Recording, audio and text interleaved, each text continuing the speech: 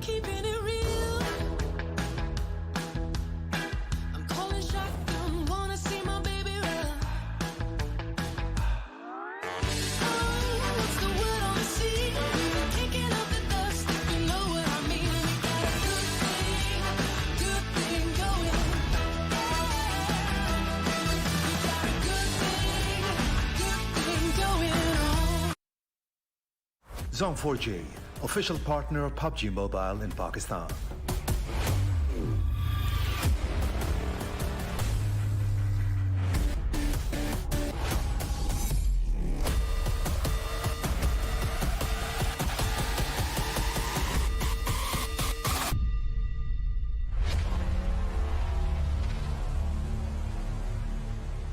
PUBG Mobile का real मजा सिर्फ Zone 4G पर. Let's get digital.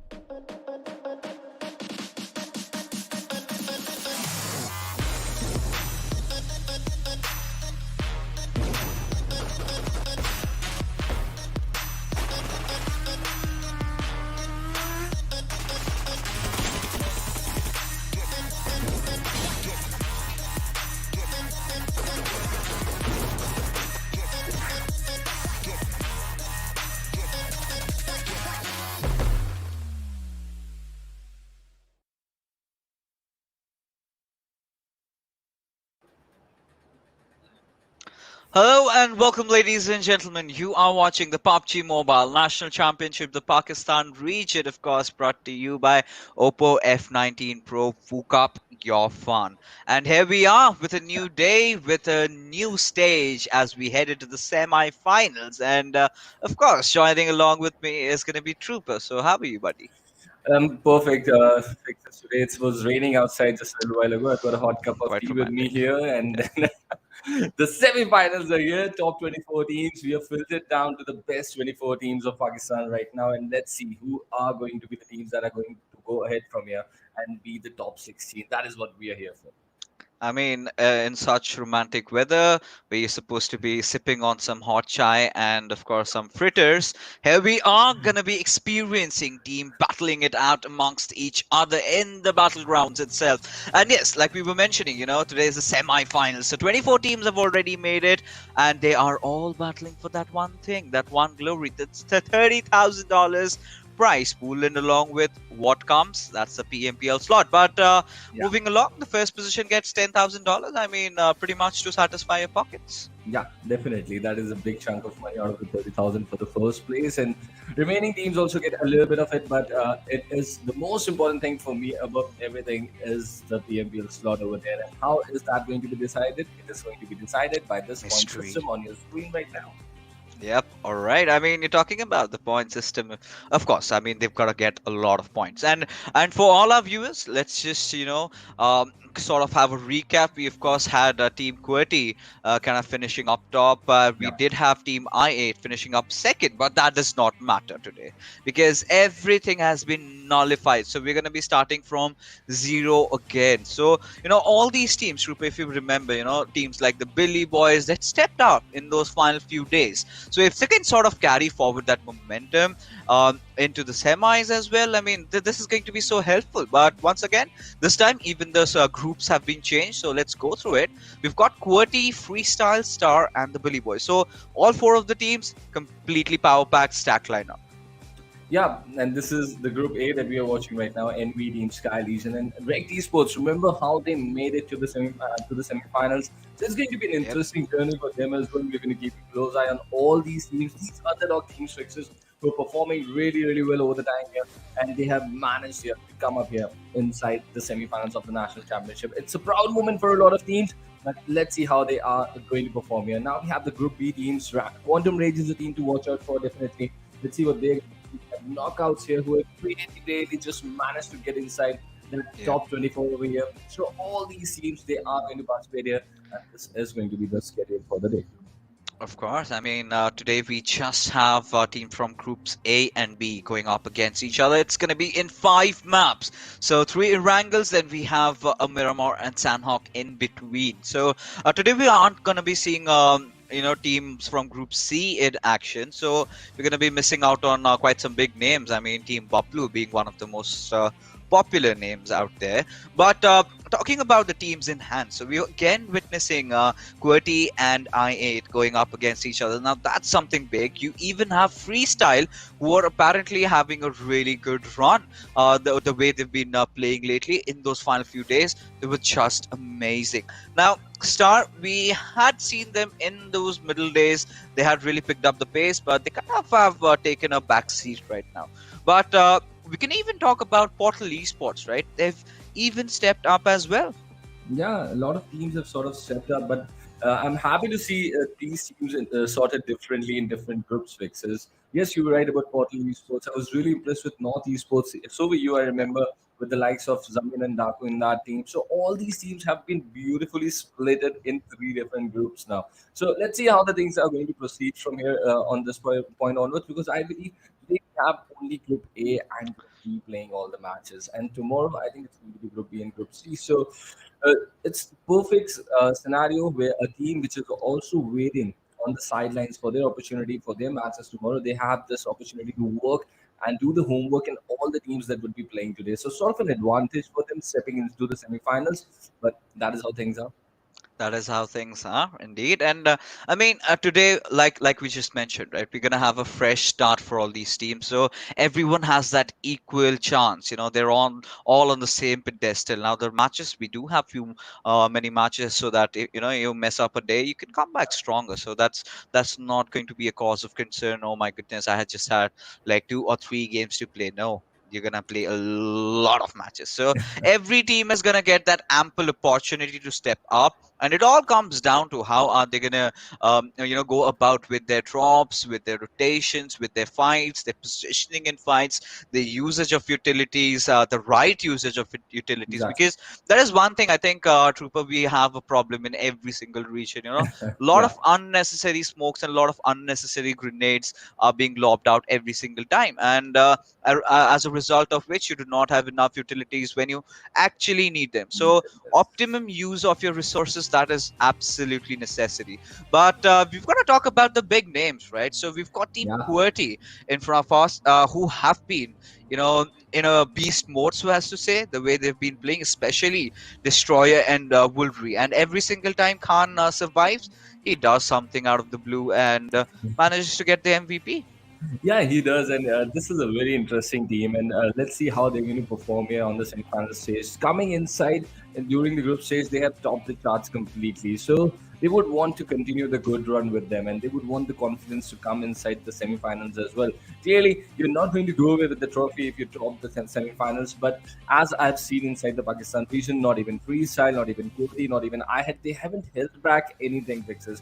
They haven't held back any tricks or the sort of that of things, because if we have seen these teams play outside the region as well, and it's been sort of the same play style for them. They do the similar kind of rotations, go for the similar kind of spots, and they just rely on their gun power a lot, and that has been Right. something to watch out for here. So I'll just keep an eye on how QWERTY is going to carry that momentum, carry that confidence into the semi-final games. But we should all remember the Yeah. first 2 days, it's going to be testing the waters over here as well, because these are teams now you're going to be dedicatedly dropping into with the same set of 8 teams and with the same set of remaining 8 teams from the different groups. So you got to study on them. You got to study their drops. You got to study their rotations. So all those things now come into the equation. How hard have you worked upon teams during the group stages? The results are going to be shown here.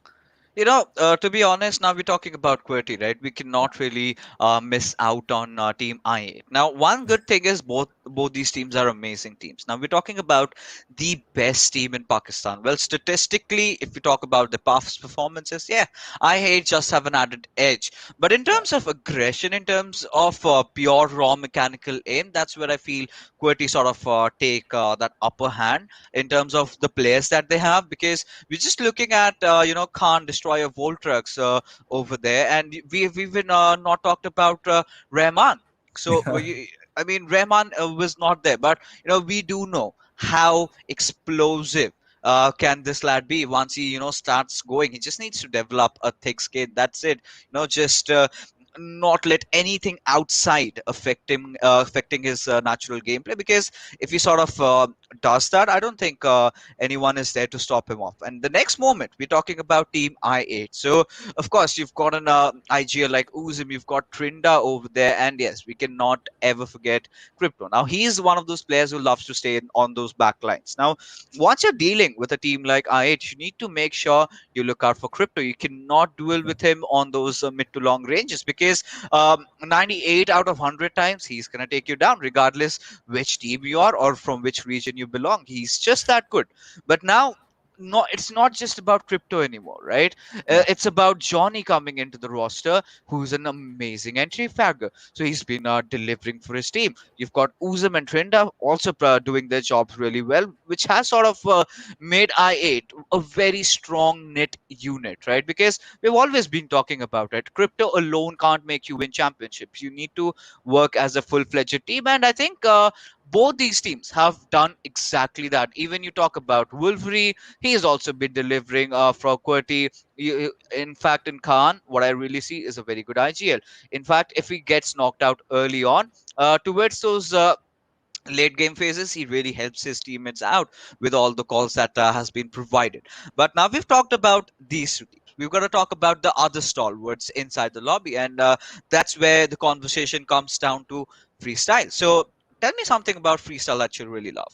Yeah, before coming to freestyle, I would just want to add on to what you said. These are all diamonds from the region, right? And they just need to get polished. And the good thing with I8 is they have got that exposure outside, and they have Yeah, played quite a lot outside. So they bring that experience inside their gameplay as well. absolutely. So this is something which the other teams are missing at this point inside Pakistan. And I think with time they're all going to improve. With the likes of Cody, the kind of mistakes they made in their previous outing when they played the PMPL season 3, I don't think whenever they're going to get the chance once again, they're going to repeat the same mistakes. Even freestyle, whenever they're going to get the chance, whenever they're going to get the opportunity, we have seen them come after the break quite charged up, quite worked out, and they were a completely different unit. So I have a lot of, I have a lot of, I'm expecting a lot out of freestyle to be really Yeah, honest, but let's see how they're going to perform because this is a completely new clean set and they've got a big team in their lobby in their group as well that is going to be QWERTY. And every time there's a different group coming in, so there's going to be an I8 or a team Bablu or a Portal Esports or a North Esports inside the lobby. These lobbies are A class lobby. These are properly the tier one lobby, the subjective tier one lobbies that we call. And the competition bar here is going to rise up with every passing game. So that's why I said when the teams are going to come in for the initial matches, they're going to just test the waters for a little bit because this is a completely new set of 16 teams that they're playing in. And they just got to right. understand where they got to take their first and second halt location, in which direction the zone goes. That is also going to play a part. And that is how things are going to go. The important thing, however, 3 Erangels per day. That is going to play in the back of their minds because they've really got to be good in Erangel if you want to qualify for the top 16. Yeah, absolutely. No, no, now talking about a team like Freestyle. When well, once the tournament really started, we sort of saw them on the back foot. Now we're talking about I8. We really had the conversation around already. Look at Crypto Johnny. I mean, Crypto doing majority of the job from the back lines, and it's Johnny on the close ranges along with Trinda and Uzum, right? Even Uzum, the way he's been playing, the way he's been sort of IGLing for his team, he's done phenomenal. And I think going along, talking about freestyle, getting back to the conversation, I really feel the way freestyle really started off, we were sort of very critical. They were making Yeah. those small little mistakes, but after that, I think they've worked out really well. That 1 week break that we had, they kind of really understood the problems, they understood the mistakes, and they have worked on it in a very good fashion. And now once they came back in, they were getting a lot of chickens, they were getting a lot of kills. I mean, they were looking so aggressive. You talk about Tyrant, you talk about Respect, every single player from that particular team. Even Gully Boy, I'm yet to see a lot out of him, but I'm pretty sure he's also here to perform. Now we've been talking about the big dogs, right? Let's talk about the underdogs, the new teams in equation over here. Let's talk about well, let's say Team Rect, Now, Team Red just edged their way inside the semis, right? Now, this is one of those teams which heavily relies upon DS performing. But then you've got the likes of Sergio, if you remember, in Yeah. Sanhok. The kind of a performance that that lad pulled off over there, that was absolutely amazing. So that is something that I've been telling. And, how about we talk about the Billy Boys? How do you feel about them? You've been always been their patron, Yeah. Fixers, and I know how much they have improved over the time. There was a time when we started the group stages that Billy Boys were not the kind of teams that we were really looking up to. But as the tournament has progressed, this is what we were talking during the group stages, right? A lot of matches for them to play. So these are all experiences, and they're going to learn from their mistakes, and they're going to evolve as a team. And that is exactly what Billy Boys has have done over here. They're a potential team for the finals over here. I don't see Yeah. them inside the bottom eight until unless they do something absolutely gruesome. They are good to go inside the finals. They just keep to they just need to keep on working on the way they have been doing inside the past few weeks, and let's see what they're going to do because they have really shown potential, and I'm really looking up to them. Somewhere down the line, I really feel that Billy Boy is like a double-edged sword, right? There are days when they can slice through everybody, and there are days when they absolutely fluster up. So they should somewhere find a balance, right? They should somewhere focus on consistency. I mean, either they get chicken dinners or they are getting eliminated now, maybe on the 14, 15, 16 spot. So that has been the go-to case. We've seen some stellar performances from the lads, especially the way I think Hawk had been playing. Yeah. Hulk also in Miramar did try to put in some effort. But yes, then again, this is a squad that does have the potential to do it. It's all about exploring. It's all about discovering themselves. Now, this sort of drives me to what you just said earlier about QWERTY and I8, right? That's the international exposure per se that they have. So that's a really good thing. They haven't a lot of Pakistani teams haven't really played with the global teams, the likes of South Asian teams, if not Southeast Asia. Maybe if you qualify for the PMPL, you definitely do have a chance for that. But like you mentioned, I completely agree with you. They kind of bring in those different flavors from the other regions. They understand how the other professional players sort of play, and they sort of change their game style up a bit. But as we take a look at the head to head between Team QWERTY and I8.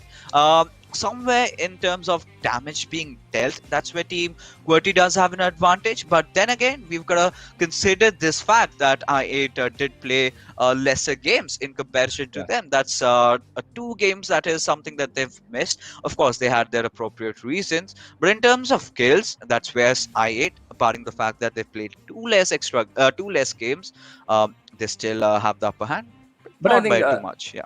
but I think the mental battle is clearly won by I8 over here. At a point, QWERTY had a 100-point lead, right? And I8 just managed to come back and just get that lead back, and they were on the hashtag one position, entering inside the final day as well. So they won the mental battle over there. But QWERTY has the so-called hashtag one position from the group stages. It really doesn't matter a lot, but the kind of confidence QWERTY has propelled inside themselves over the first phase of the group stages when we did not go for the break for those 5 to 6 days. It was really amazing the way they were Right. dominating the lobby, and I would really like to see. Remember that day when they had 4 back-to-back chicken dinners, and now we have their perspective entering inside the semi-finals of the PUBG Mobile National Championship Pakistan 2021, and the playing part, the opening playing part, this opening game of Erangel here is right in front of us from the beaches on the northern shore, just towards the eastern side of Zaki.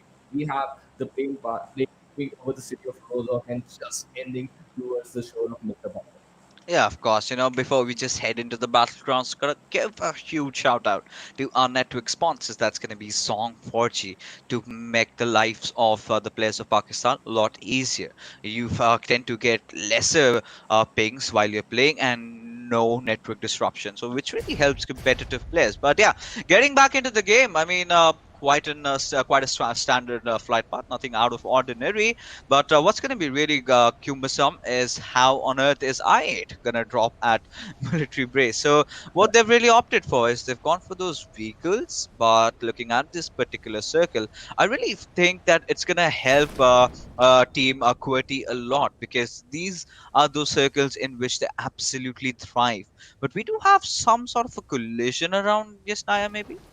Yeah, there are multiple teams around the Snap right now. Knockout is over there. I can see Tyro over there. So let's see what is going to happen over there. But let's see if I8 fixes is going to go towards military base and if they are going to be encountered. If some of the team is going to stand up because they are also going to realize this factor someday or later. I don't know which day inside the future that in these kinds of playing parts, the team of I8, which is the best team of the region, is sort of vulnerable.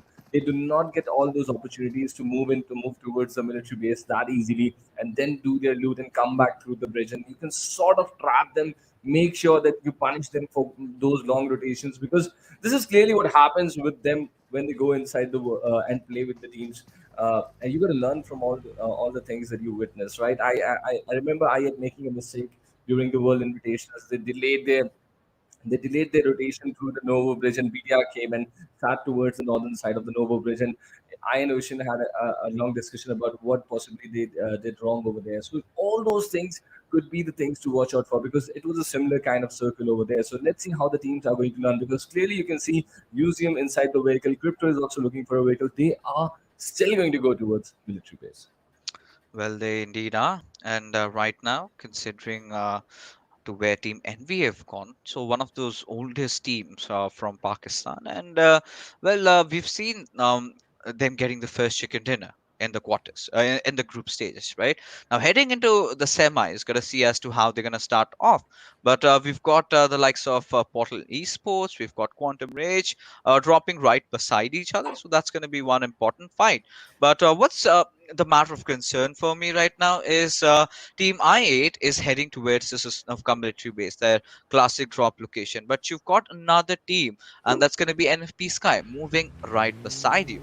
And initial clashes we might sort of expect in Yesnaya between, of course, Team Legion and Knockout. So we're going to see as to how that really pans out. But we already got this official sort of watching the military junction. We've got Portal Esports heading over to that Milta area. So if these two teams sort of decide that they need to hold the bridges off, I mean, it's gonna have a really bad time, and the same goes with Team NP as well. It really does. And look at this encounter in between Sky and the team of I8 here. This is what I'm talking about. If they're going to loot a fairy pair, I want them to spend some time on the military base, because this is the team that if they cross through to the main island, you allow them to go ahead without punishing them, they are going to punish you inside the final circles. You talk about the abilities of Crypto, right? You talk about the abilities of Johnny and Trinda as well, even Museum. They're all playing an A-class game here. And if you're not going to punish them on the slight loopholes, on the slight mistakes that they are doing, you are actually allowing them to be number one, and you really got to challenge them, I feel. Yeah, you certainly have to.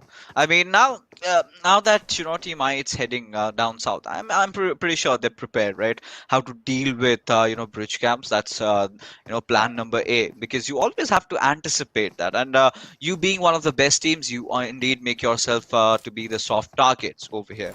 But not a lot of action is going on, because everyone sort of is kind of taking their own sweet time to loot around, and they did not want to be eliminated early on. And like you mentioned, Trooper, I mean, they're just testing the waters, right? How is the lobby? Because after the group stages, when you enter into the semis, teams are going to be a little bit extra prepared for you. By all means, we've got the Billy Boys sort of in really close contention to Random Four, and that's going to be really crucial. That's going to be that one fight that we're going to be eyeing out for. But as we look at Yasnaya Polyana, it's going to be Team KO all along. I mean, they're having a happy time looting, despite the fact that they had another team dropping right beside them. Really, and just in fact, did you? I did not notice those fixes, but the lobby size here is 63. There's a team that has came inside the semi-final with just three players. So this is something that that really disappoints me. I really want to know which team is that has showed up here as a three-win squad, and really want to see their progress inside the overall scheme of things during the semi-finals as well. And as you were talking about your snap, Oliana, yes, we can see a late rotation coming in from Team Knockout here as well. They've clearly decided to go in for that late rotation. But look at this. 7 minutes inside the game, no collisions, no early altercations. The players have got their vehicles, they've got their early loot, they're heading towards their first halt locations now. They're trying to hold up crucial compounds, and this is the area just towards the southern part of the shelter area. And this compound has been a very good hotspot, and it always has been inside the map of Erangel, right? Whenever this kind of a circle pops up, because this is a very, very crucial component. It gives you adequate amount of cover and gives you a lot of area to actually command and control, and you can actually punish a lot of rotations. You certainly can. I mean, this one compound gets heavily contested, and this is sort of the first halt for a lot of different teams. You know, even internationally, we have seen that. So we do see a lot of fights happening around here. So in this kind of a particular circle, I mean, you've got a perfect three-story compound which you can really hold off. A lot of that one little small shack where you can just sneak in and be over there. Maybe just go on and play your flanks. But right now, in front of our screens, we've got the boys from QWERTY measuring every single step that they're taking, and they're being very, very about it. Now, this time I'm seeing a different image. No, I'm sorry on my part, because I was really thinking, I think they've sort of changed their scout, but no, it's again Khan doing all the scouting job for his team, who's apparently stepped down near a visit tower. Now, this is again one of those points at which a lot of teams like to play, but I'm not a big fan of it because it doesn't have a lot of cover. Yeah, you'd get a lot of areas to cover, but there's nothing that provides you a permanent cover. Now, if someone sort of isolates one of your teammates and just goes in, it's so difficult to defend. And still, I mean, Team QWERTY is going to take their chances. Now, this is one of those teams we do know on individual levels, every single player is as good as a whole squad. So I think these are the kind of plays teams like QWERTY can afford, but not a lot of teams in the lobby can do. Certainly, and there's something I've noticed about the rotations of Team Cody that I would like to bring in to your notice as well, Fixes. Whenever the circle goes towards the Gurkha side, we sort of find them lurking around the edges of the northeast corner of the circle. Then that has been their standard procedure. But whenever the circle moves in a bit towards the eastern shore, just like this time, they sort of head in and take control of the northern half of the circle and sort of try to overpass, engulf everyone, allow everyone to move inside towards the circle and take the fight from the western edge. That has been the strategy that has been implied a lot by Team QWERTY over here. So that's an insight for a lot of teams that how Team QWERTY is actually rotating in different circles on the main island. And let's see if some or the other team sort of starts challenging these teams as well. But right now we see I8 clearly crossing the military bridge without any altercations. They have been allowed that free pass, that free toll once again over the bridge. And look at that, freestyle rotating so close to them, and there's an altercation that is going to happen. Now let's see who is going to take the first casualty over here.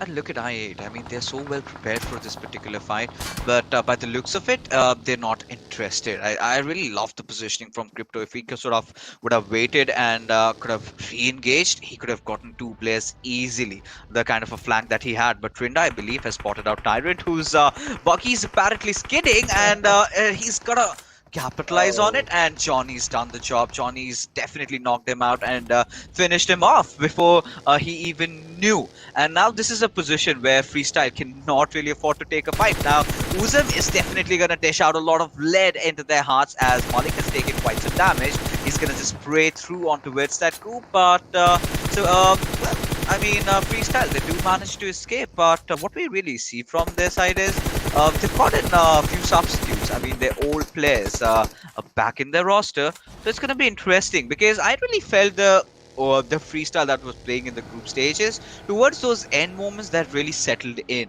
Now you're trying a different kind of roster. You're leaving out respect.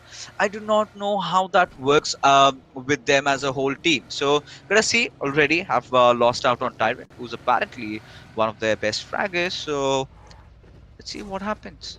Freestyle already in trouble, and they've lost the first pair in the first blood of the first angle of the semi-final here. So this is clearly not what they were anticipating, but they really got to buckle up now because Fixes, we know how things can quickly slip out of your hands, really. And this is the sort of a situation that freestyle really needs to control. And I really like the retreat stance and not engaging into that fight because they wanted to complete their rotation.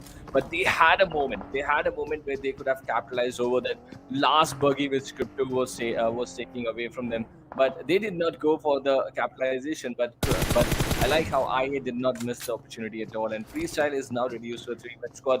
Let's see how they're going to control this compound because it's going to be a very, very crucial first hold for them. As you see, IA just lurking around the compound over there. They've got their eyes right onto the compound where freestyle is holding on right now. But freestyle is sort of looking for the opening on DS official. Indeed, I mean, right off the bat, we do have a few engagements going around. Just one player being taken as a casualty. But right now, I mean, where Team QWERTY are, they're kind of separated from each other, but they're in a good range of providing cover fire. But if the angles are sort of blacked out and isolated, that's not a lot of things that they can do. But Khan indeed has spotted a myth around that radio tower, and any single moment he might just strike. He's waiting for his perfect cue. He's waiting for mid to come to the other side where he's right out in the open. That's when he's going to do a lot of damage. Now, Des having taken control of that radio tower, it gives you a lot of information, right? It gives you that higher altitude, but does come with its own set of risks. And the risk, like we're talking, is about getting spotted. Now, once you're spotted, it's so difficult to sort of escape from that situation. And now, QWERTY having that high ground, they're spotting a lot of teams rotate.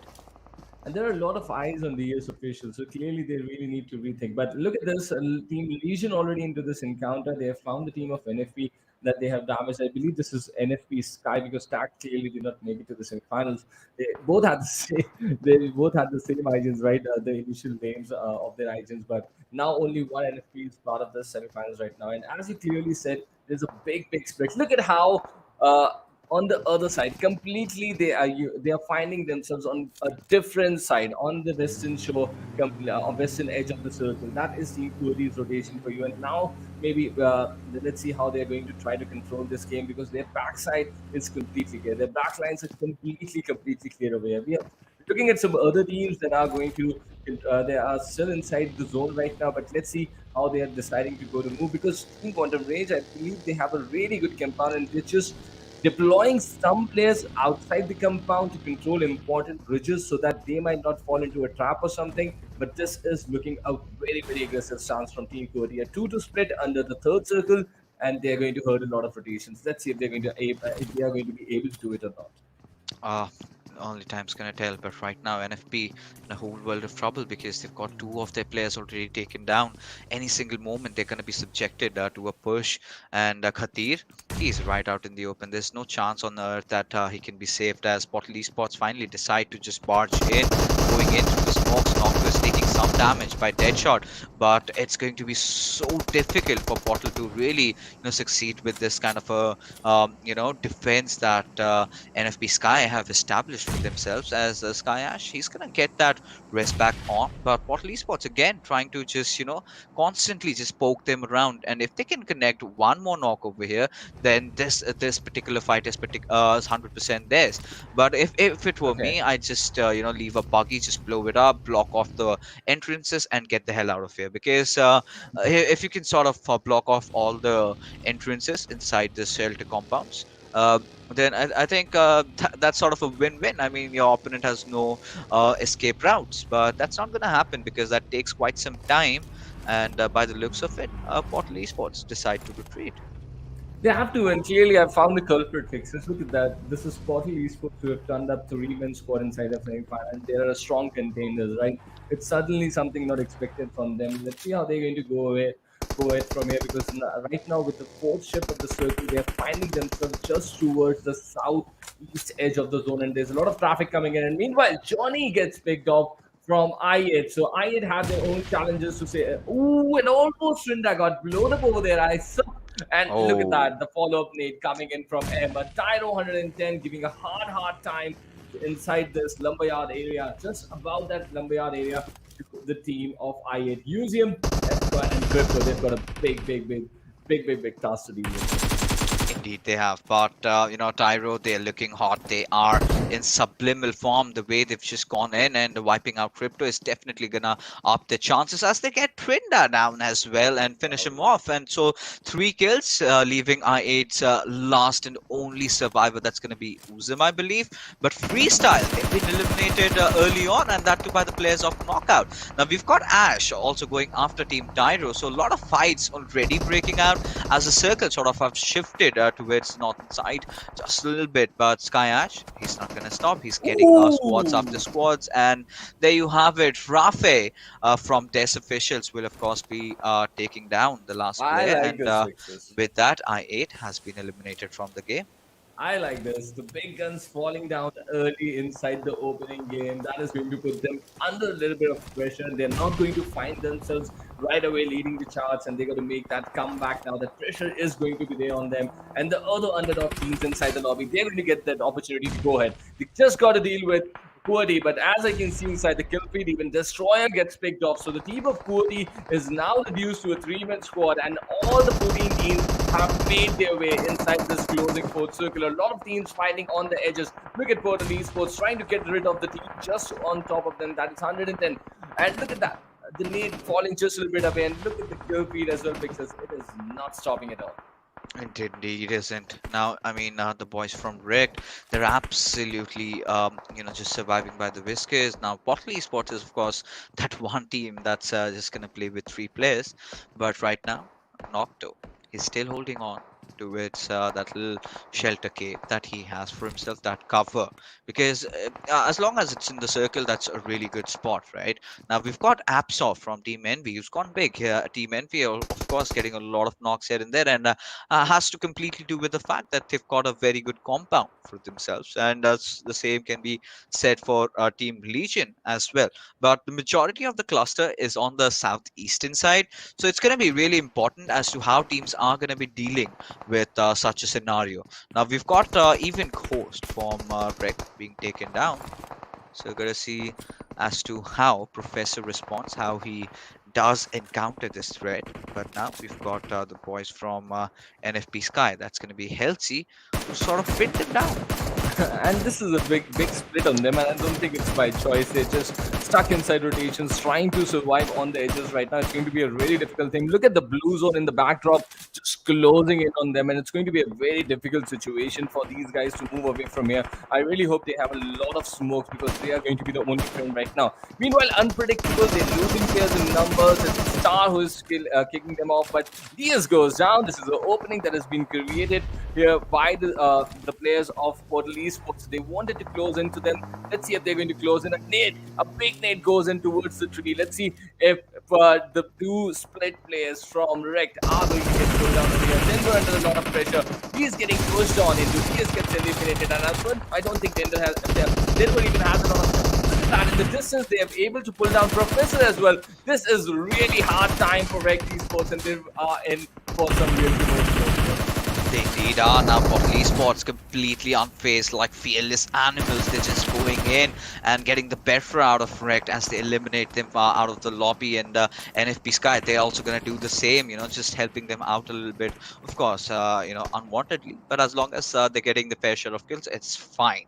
But considering how the circle has, shifted again, we're looking at a northwestern shelter shift. And right now, NFP, 2 kills, spotted out Momtu.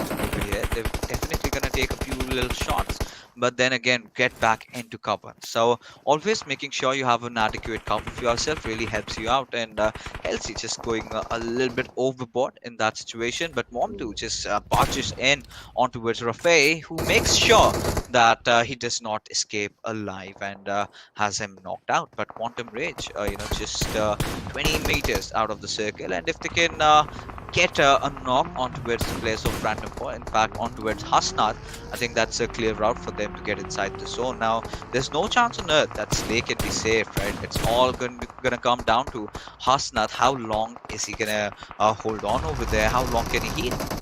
Yeah, and meanwhile, PMNC Esports gets eliminated. Look at Quantum Rage now. They are just barging onto the players of Sky right now. There's a revive that is being executed. So Ash here has got to really buy some time for this team. But Waz is clearly really not allowing them, and Ash somehow still manages to keep the Predators away. But for how long? I don't think for much time here. Two will go down. The third is also quite low. He's going to be picked off here. Was gets multiple kill on this scenario over the shelter caves right now, and his teammate Oreo is also getting picked off over here. He might just get eliminated. Or look at that, Beacon going for that long rotation. Even he gets picked off over here. So Quantum Range having a really tough time over there. But let's see how they can do regroup, because the clock is against them. They really got to regroup quickly and get inside the zone, and that's going to be a pretty difficult task for them. Indeed, it's going to be, and you make such, amateur mistakes, you're going to be punished. Where was the smoke? I could not even see one. Your teammates knocked out, just smoke the entire area. I mean, that's what you're supposed to do. That's how you're going to react. So, failing to which, they're going to suffer the losses. But right now, the Billy boys on a push on towards the players of Team Envy, the kind of a warehouse that they had. Now, we've been talking about it a lot, right? It has been reworked and certainly has been made a lot better in terms of how you defend, in terms of how close it is right now, as Hawk gets picked off by App, so he's gonna get the revive. But if Team Envy decide to push in that time, I think he's gonna be in a little bit of trouble. And there you have it, Hawk being taken out of the equation. It's also Shredder who is gonna be taken down, as Team Envy off to a really good fortress hold over here. Really good fortress hold, and look at them, they're just trying to survive, and a big knock coming in over there as well. That is Hulk, who's been taken down, and Billy boys are under a lot of pressure right now. Let's see how they're going to deal with it, because the next shift of the zone has sort of come towards them, and that is why you can see Sexy Pistol, that urgency to clear out the area. Jump shot just around the corner, the damage is there on Anonymous, more damage to go, but Anonymous manages to get him down over here. So Billy boys sort of giving a fight back over here, but they have been eventually pulled down, eliminated onto the last 90. But there you have it, Mitchiska charging through, shredding apart the players of QWERTY one after the other, just spraying through the smoke, and he does find one. Can he find another? Yes, he does. Takes down Khan in the process, as they've got still two players alive. Wolfreach just lurking out, and there you have it. Team Desk completely, abominating the players of Team QWERTY, as they have managed to do so and have managed to secure 7 kills off over here. So all the big names, they've been taken down. Time for new stars to shine, as we just have 5 teams remaining, 15 players alive as the 6th circle kicks in. This has been the most impressive performance from the Ace Official. I haven't seen them play a game like this the way they are in the group stage. So clearly this team has got some hidden tricks in their sleeves right now that they are starting to show up at the semi-final stage, and it's clearly showing good results for them. 7 kills already, 2 players still managing to get inside the final circle, and we know that how much all the Khans from the region have impressed us, and one of them right here in front of us, Kasni and Khan, making their way from the southeastern edge towards this compound. Let's see what sort of an opening they're going to create. The molly towards the wall, just so that there is no player just looking around over there. But Husting, he might just get picked up. Khan doing the heal battle out there. This is a different sort of strategy coming in from the Ace Official. Let's see if it's going to work in their favor or not.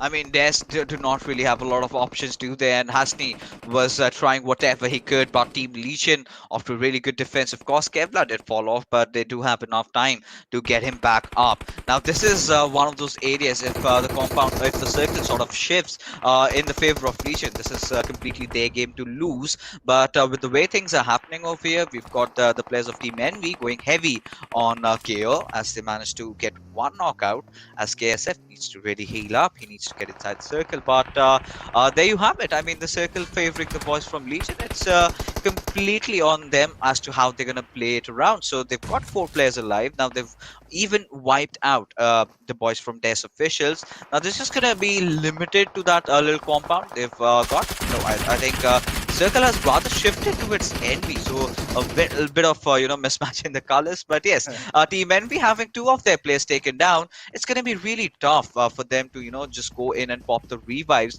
at this point of game. Now the kind of a situation that we're in, Team Envy has lost a few players. A lot of teams are pushing on towards them. The players that are alive from them, from their side, they've got a big job to do. They really have, and I just like the chaotic start to the semi-finals completely. Look at this, still 4 teams fighting so hard out here. We saw Khan doing the kill battle. He had got 6, I counted. the first hits that he was popping in, and he's now eliminated from the game. We have all these 14 serves trying to get to the center of the circle right now. But look at this, Legs from the other side. Team NB trying to hold the position of Team Legion right now, but they're getting bombarded as well. Look at Knockout. They've created an opening. They pulled down Kevlar and added him as a point in their tally. But right now, the forecast on the right hand side is telling us that NV has the maximum chances. Just like you saw, Frick says that the circle has shifted towards them. It's just, can they convert this into a big opening chicken dinner? These are very important 15 points that they are fighting for. It's going to put them right in the spot where they want to be by the end of the first game. And is it going to be possible for them or not? That is what we are witnessing. But Legion, they've got their attention on the team Knockout that is somehow surviving towards the northern edges. And with this prone stance from Deadplay, we have seen this there, how much impressive he's been during the group stages. Now they are trying to pin down the team of Knockout, which is having a really, really good start. They've managed to the top 4 situation. They would really like to hang on here inside the circle, but the circle is going to start closing in on them pretty soon. Indeed, as I mean, Team Envy, they're just watching everything from afar. They do know where the players are, and they can easily pick off dead play. But I think they had their chances, and they kind of missed out on it. Now, dead play, being the last surviving member for his team, he's managed to secure 7 kills. So this lad, definitely 100% sure, has gone really, really big. Now, considering we've got just 3 teams, make that 2 in contention. So, gonna see, this is pretty much looking like Envy's chicken dinner. Now, in the first group stage match, it was Team Envy who got it. Now they're in pursuit for another one with just Hunter surviving over here. I don't think Envy is gonna have any sort of trouble, as there you go, the chicken dinner comes in, and again history getting repeated. Team Envy going big.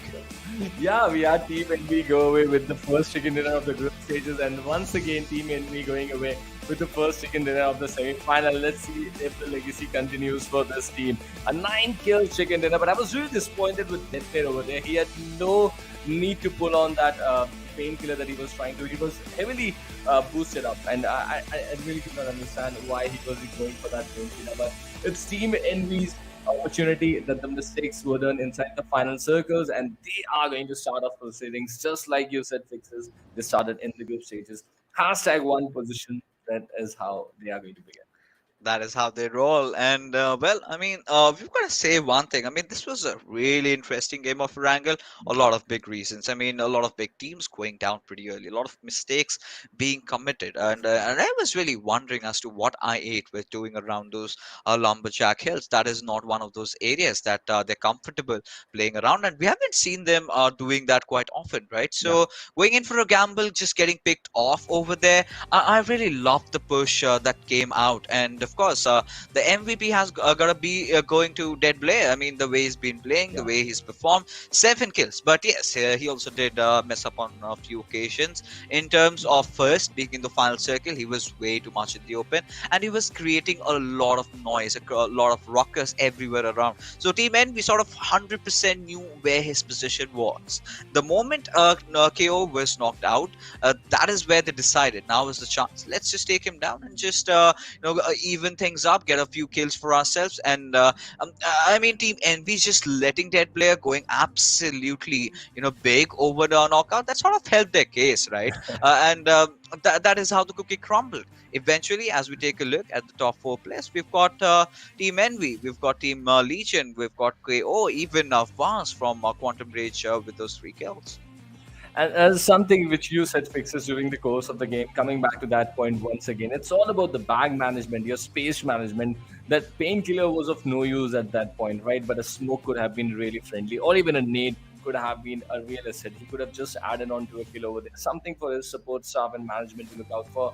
But clearly, he's a potential player, and that is why you see him controlling multiple columns over here. He's been just amazing in this opening game. Really hoping that he would just evolve and become a better player over the time. But right now, he's doing just absolutely fine. I'm really impressed the way he's started the semifinals, and he was also impressive during this group stages as well.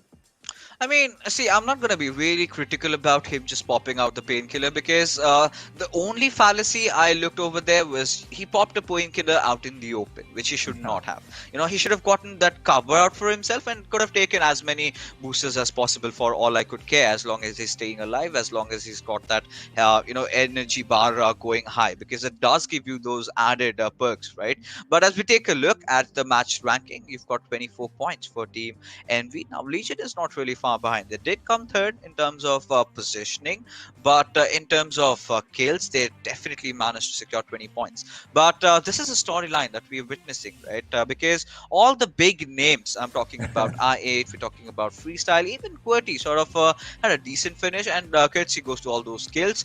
But the way they were pushed on by the players of Test, I mean, they were looking unfazed. They were just praying down, and eventually just wiped out the entirety of QWERTY out there. So again, QWERTY understanding that the push was coming on towards them, they were shrouded in that thick smoke.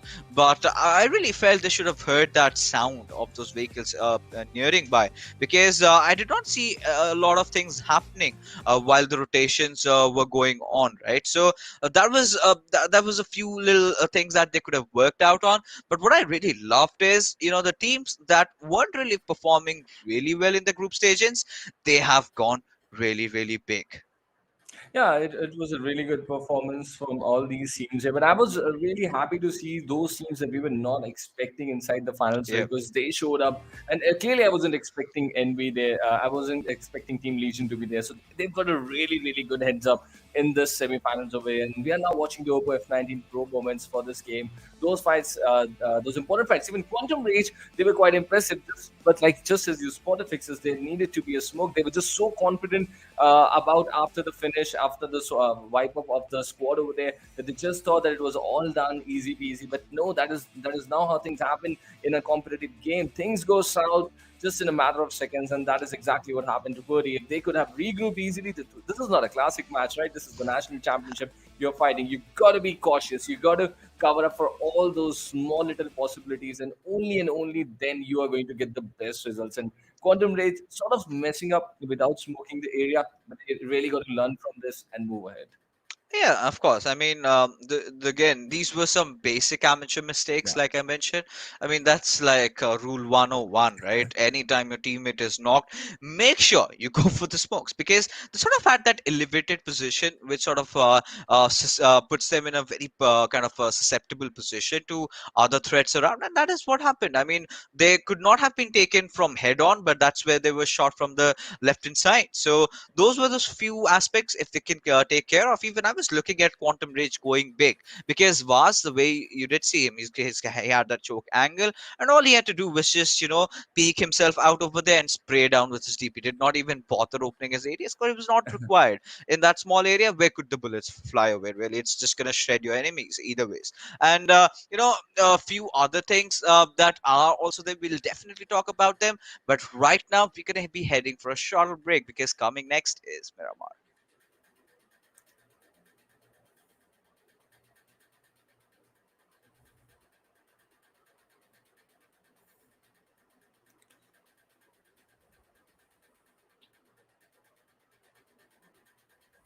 All right, we've been tricked. We've been tricked, ladies and gentlemen. We Yeah, definitely have been. But yeah, I mean, Trupa, I kind of like that game of I really Erangel. did.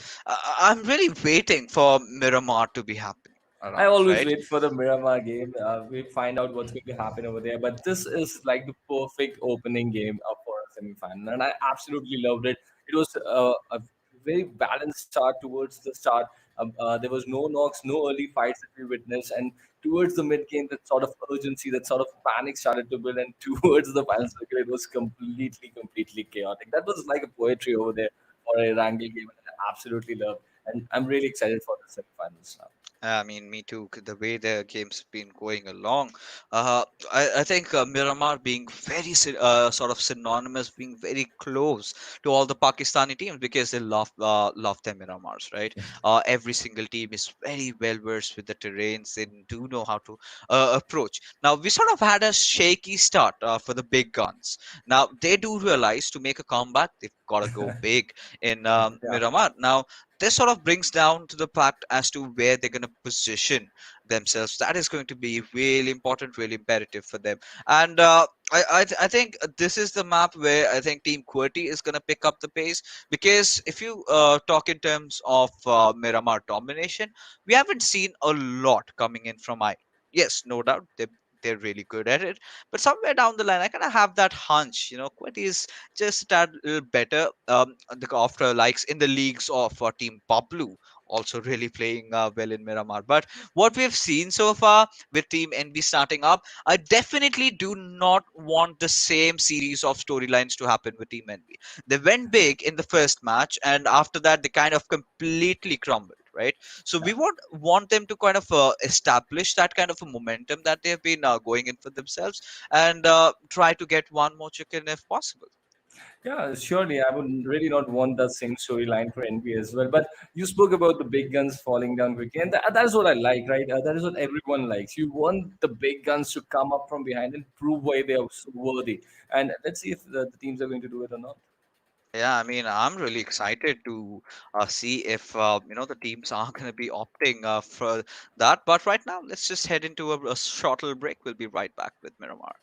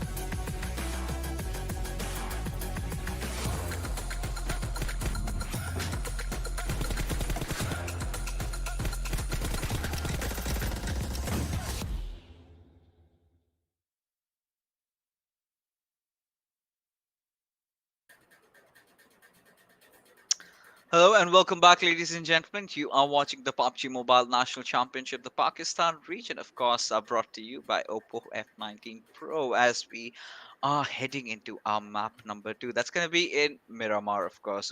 We did Yeah. have a really good start for Team Envy, but the question still remains, can they be consistent today? Yeah, certainly that is going to be the question for them. It's going to be a really big question for Team Envy, but there are other teams as well, fixers who really did not have a very good start. Teams like Team Star as well, they were hoping for a good start. Just like we were talking a lot about how the momentum is going to be carried inside the semifinals, right? So the opener for a lot of teams has not been the way that we were anticipating. Even for the Billy Boys, right? They were looking good at a certain point. They were contesting that big warehouse for a really good time, but they eventually got picked off, eliminated. But DS official, they're writing a completely different storyline. They were not looking so good, so confident during the group stages, but they are writing a completely different storyline here inside the semifinals. Yeah, I mean, of course, these are the underdogs, the dark horses, whatever you may call them. They've had a really good start. I'm impressed, but as like you mentioned, right?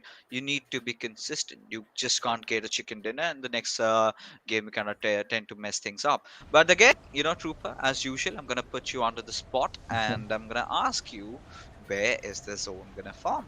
I think this is going to be a Western zone over here. A lot of teams are going to find themselves inside the early drop area, and not a lot of early rotations are going to be there. And this is going to be a pretty slow Miramar. That's what I'm anticipating out of this. But let's see, because the teams have got a start, they would really not want a bad game at this point. So early altercations are something the teams are really going to avoid. And even if they are going to be teams inside the same city, just like we got Portal Esports with Team Legion.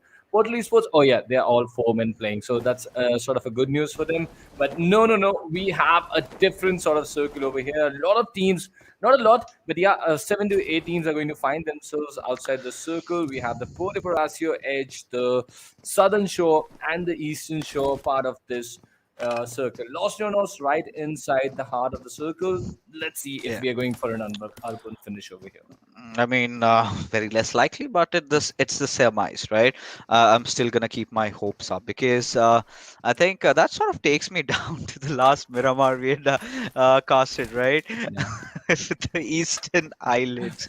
Somewhere it was completely not expected, and of course, I mean, it was a really weird circle, but then again, we did have the team sort of coping up to the threat, and they played really well. But now getting back to it, this particular circle, I mean, of course, Los Leones is gonna really help them a lot. But I'm gonna be rather more interested to see whether they're gonna take the Eastern Hills after looting, or are they gonna go for the Northwestern compound. But either ways, we've got a fight amongst us, and Quantum Rage going up against NFP Sky. Really Yeah, interesting. Montenegro is the city, right? And this was about to happen during the semifinal stage. A lot of cities are going to get contested over here, and Quantum Rage, we have seen them pick up a lot of fight. I believe, we have seen these two teams also fight in the past in the group stages as well, and that is why you see that flanked player in contention already. Weekend holding the high ground over the city with an M16 rifle and a 4X, and those tap shots coming into play, those single shots coming into play onto the windows. This is going to be a difficult question, difficult thing for Team Sky to deal with, and they really need to get this player knocked out. Otherwise, this is going to be a graveyard situation for them. Oh, indeed, it is going to be one. But right now, looking at how things are, I mean, of course, Quantum Rage, they're going to just opt to take a backseat because they do know the central areas have been well occupied by NFP Sky. So that's somewhere they cannot really manage to take a head on fight. They do not have a lot of cover, not a lot of loot. But I really like this flank coming in from Ash. So if he sort of gets even one player down, then Quantum Rage, they're in a whole world of trouble. But I really love this higher altitude position from Weekend. But what's he up to? Is he going to take an even more higher one, which is completely unnecessary, right? This is a moment where you cannot decide to back off because you know that NFP Sky, they're going to be trying to apply some pressure, and Vaz, he needs to sort of escape from the situation. But with Khatir looking after him, it's going to be such a tough task. He needs someone on his backlines to make sure he's getting the cover from. and that's where he's gonna go in for an escape. But there you have it, right? Khatir completely aware about Vaza's presence, just making sure he spots him out at the right nick of time and takes those shots. Yeah, definitely. And these are early altercations we were not expecting to happen. So maybe today inside Miramar, these two teams are fighting. Whenever we have the group A and B encounter once again, it's going to be interesting if either of the teams decides to fall back. Both Quantum Rage and Team Sky. I believe Team Sky is in a different group, Group A, and Quantum Rage is from a different group, Group B. So they are not going to fall into the same spaces when they are not going to be playing against each other inside this group. But today in this Miramar, they got to deal with the situation. Let's see how they're going to pull this off over here. But right now, no encounters, no player that have been lost. Running out in the open, Vaz gets caught off it. The damage is there on Khatir from Oreo, but he really needs to go back now on those stairs and help his teammate out because otherwise, uh, it's looking in control right now for Quantum Rage and Team Sky. If they push in, if they sense this opportunity, then things might just spice up a bit. I mean, they aren't supposed to be pushing, right? That's Yeah. that he did, of course, get knocked out, but somehow he's made it out alive. He's gonna get that race back up, and this is exactly the reason why NFP Sky can't really push the position that Weekend has.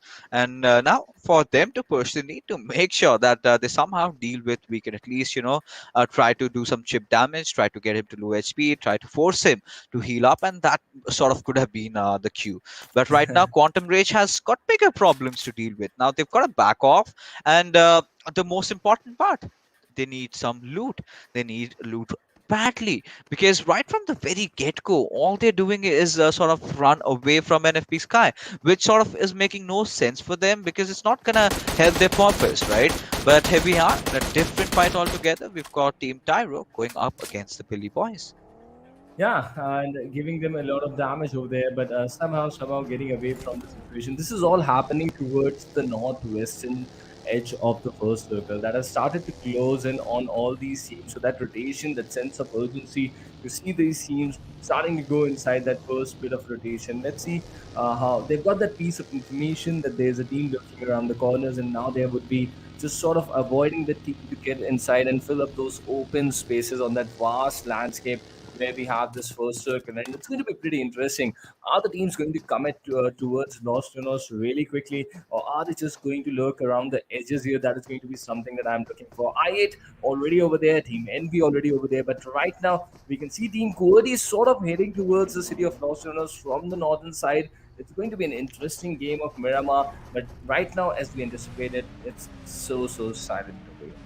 Yeah, it has got to be because you've got bigger stakes. It's the semis right now, and yes, like we sort of were anticipating, Team I8 has decided to take on that big building on the northwestern side of Los Leones. They do not really want to give up on the city right now, and which sort of puts me in a dilemma, right? If let's say the circle takes a hard shift towards the eastern side, which is very less likely to happen, and that is where I mean teams like KO or maybe freestyle do have that upper edge where we do see freestyle respect back in action. So having respect, always over there, I think he's sort of replaced Black, which is of course a very good decision considering Yeah. the kind of a run that this lad has been having. And in a few matter of seconds or maybe minutes, we're gonna see both these teams just lock horns against each other, or maybe just back off. That was a very important piece of information that you just mentioned, and we saw on our screens as well. All these teams rotating inside the first circle. Not only were we and the audience interested, but that was also very important. Look at this spray coming in, but Draco, oh, I like the quickness on freestyle as well. They are being really aggressive, and as I was mentioning, this was a very important piece of information for all the other teams that are not even playing today. Teams like Bablu, XGeneration, TMW, Death Squad, Max. We have seen how strong they can be in Miramar, and this is the kind of thing we need. But meanwhile, look at this. Malik, he just goes in there with his M249, and I like the aggression on freestyle. They are just taking it off beautifully. Dani goes down now. These are multiple casualties that freestyle is inducing on the opponent. Really like the way they have taken up this fight over here. Even the fight inside Montenegro has picked up. It's a completely different team, PMPL Esports, that is finding themselves very close to the lads of NFP Sky over there and hurting them. So Quantum Rays sort of get away from the situation, but outside, NFP Sky and Portal Esports. Yeah, I mean, right now, NFP Sky's Khatir, if that one grenade really connects, it's going to do some massive damage. But somehow the players of Portal have managed to keep themselves alive. Now, Deadshot and Halsey, they need to go in, and this is not the right time for them to, try to first take the revives and then get into fight.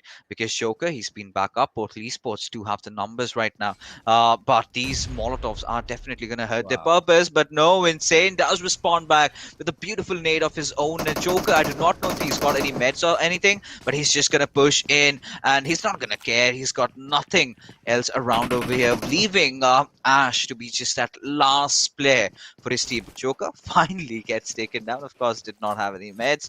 He's gonna get that heal any single moment, but Sky Ash, he's given away his position. Any single moment, he might just get taken down because Insane and well, Nocta, they were pushing from two different sides, and Ash really getting toxic over there, going in for the finish. Insane does take him down, but a casualty being dealt in the form over there. So Portal Esports now really, really not the kind of a start they would have wanted. Of course, got a squad wipe, but at the cost of Nocto, which sort of could have been mitigated. Yeah, it sort of could have been. I think that first hit should have been dropped by one of the players, and Joker should have popped it up in time, because otherwise, if that unnecessary knock wouldn't have taken place due to the play zone, Momto would not have been reviving Joker, and that play finish would not have come. And there would have been a trade. There would have just been a knock. They would have revived once again. There was a lot of loot after that. An entire squad that had looted up the majority of the Montevideo city. So yeah, Portal Esports did lose a player, but the good thing for them is they got 4 points. And I really don't want to see a professional team making these sort of a mistakes. If your teammate is giving you a call, I don't have a med, drop a med instantly over there and mark it. And nowadays you have the feature of throwing it towards your teammate as well. So why just take that chance? I mean, right now, under the circumstances they were in, it's a pressure clutch situation. They did not want to, Yeah. take any chances. It's always, suggested first wipe out the squad, then worry about your teammates. And they had all the time in the world to do that, right? It's still the second circle, even in when you're outside, and the third zone has kicked in. That's also where you can go for the revive, and your teammate can get back on his toes, right? And again, I mean, not giving that res, in fact, not giving that met to Joker over there. I think he sort of was the bait for his team. But here we have, two airdrops right in front of us, and one does contain Groza. And I'm really curious if we've got an MG3 in action, because that weapon, it's been making a lot of news around. But Team Envy, I think they're gonna feel lucky and be thankful, because I mean, two airdrops is basically a gift. Oh, all right. I mean, MK14 and a Groza, perfect. That's it can't get better, right? Two airdrops, you get an MK14 and a Groza, level 3 gears, everything that you want. You even have extra scope on that edition 4x.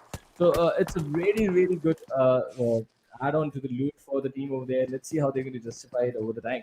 But now, Billy Boys here, and they have been spotted by R3KT Esports, a team that just managed to get inside the semifinals over here on the last space possible, is now sort of did not have a really good opener as well, so they are going to be under a bit of pressure.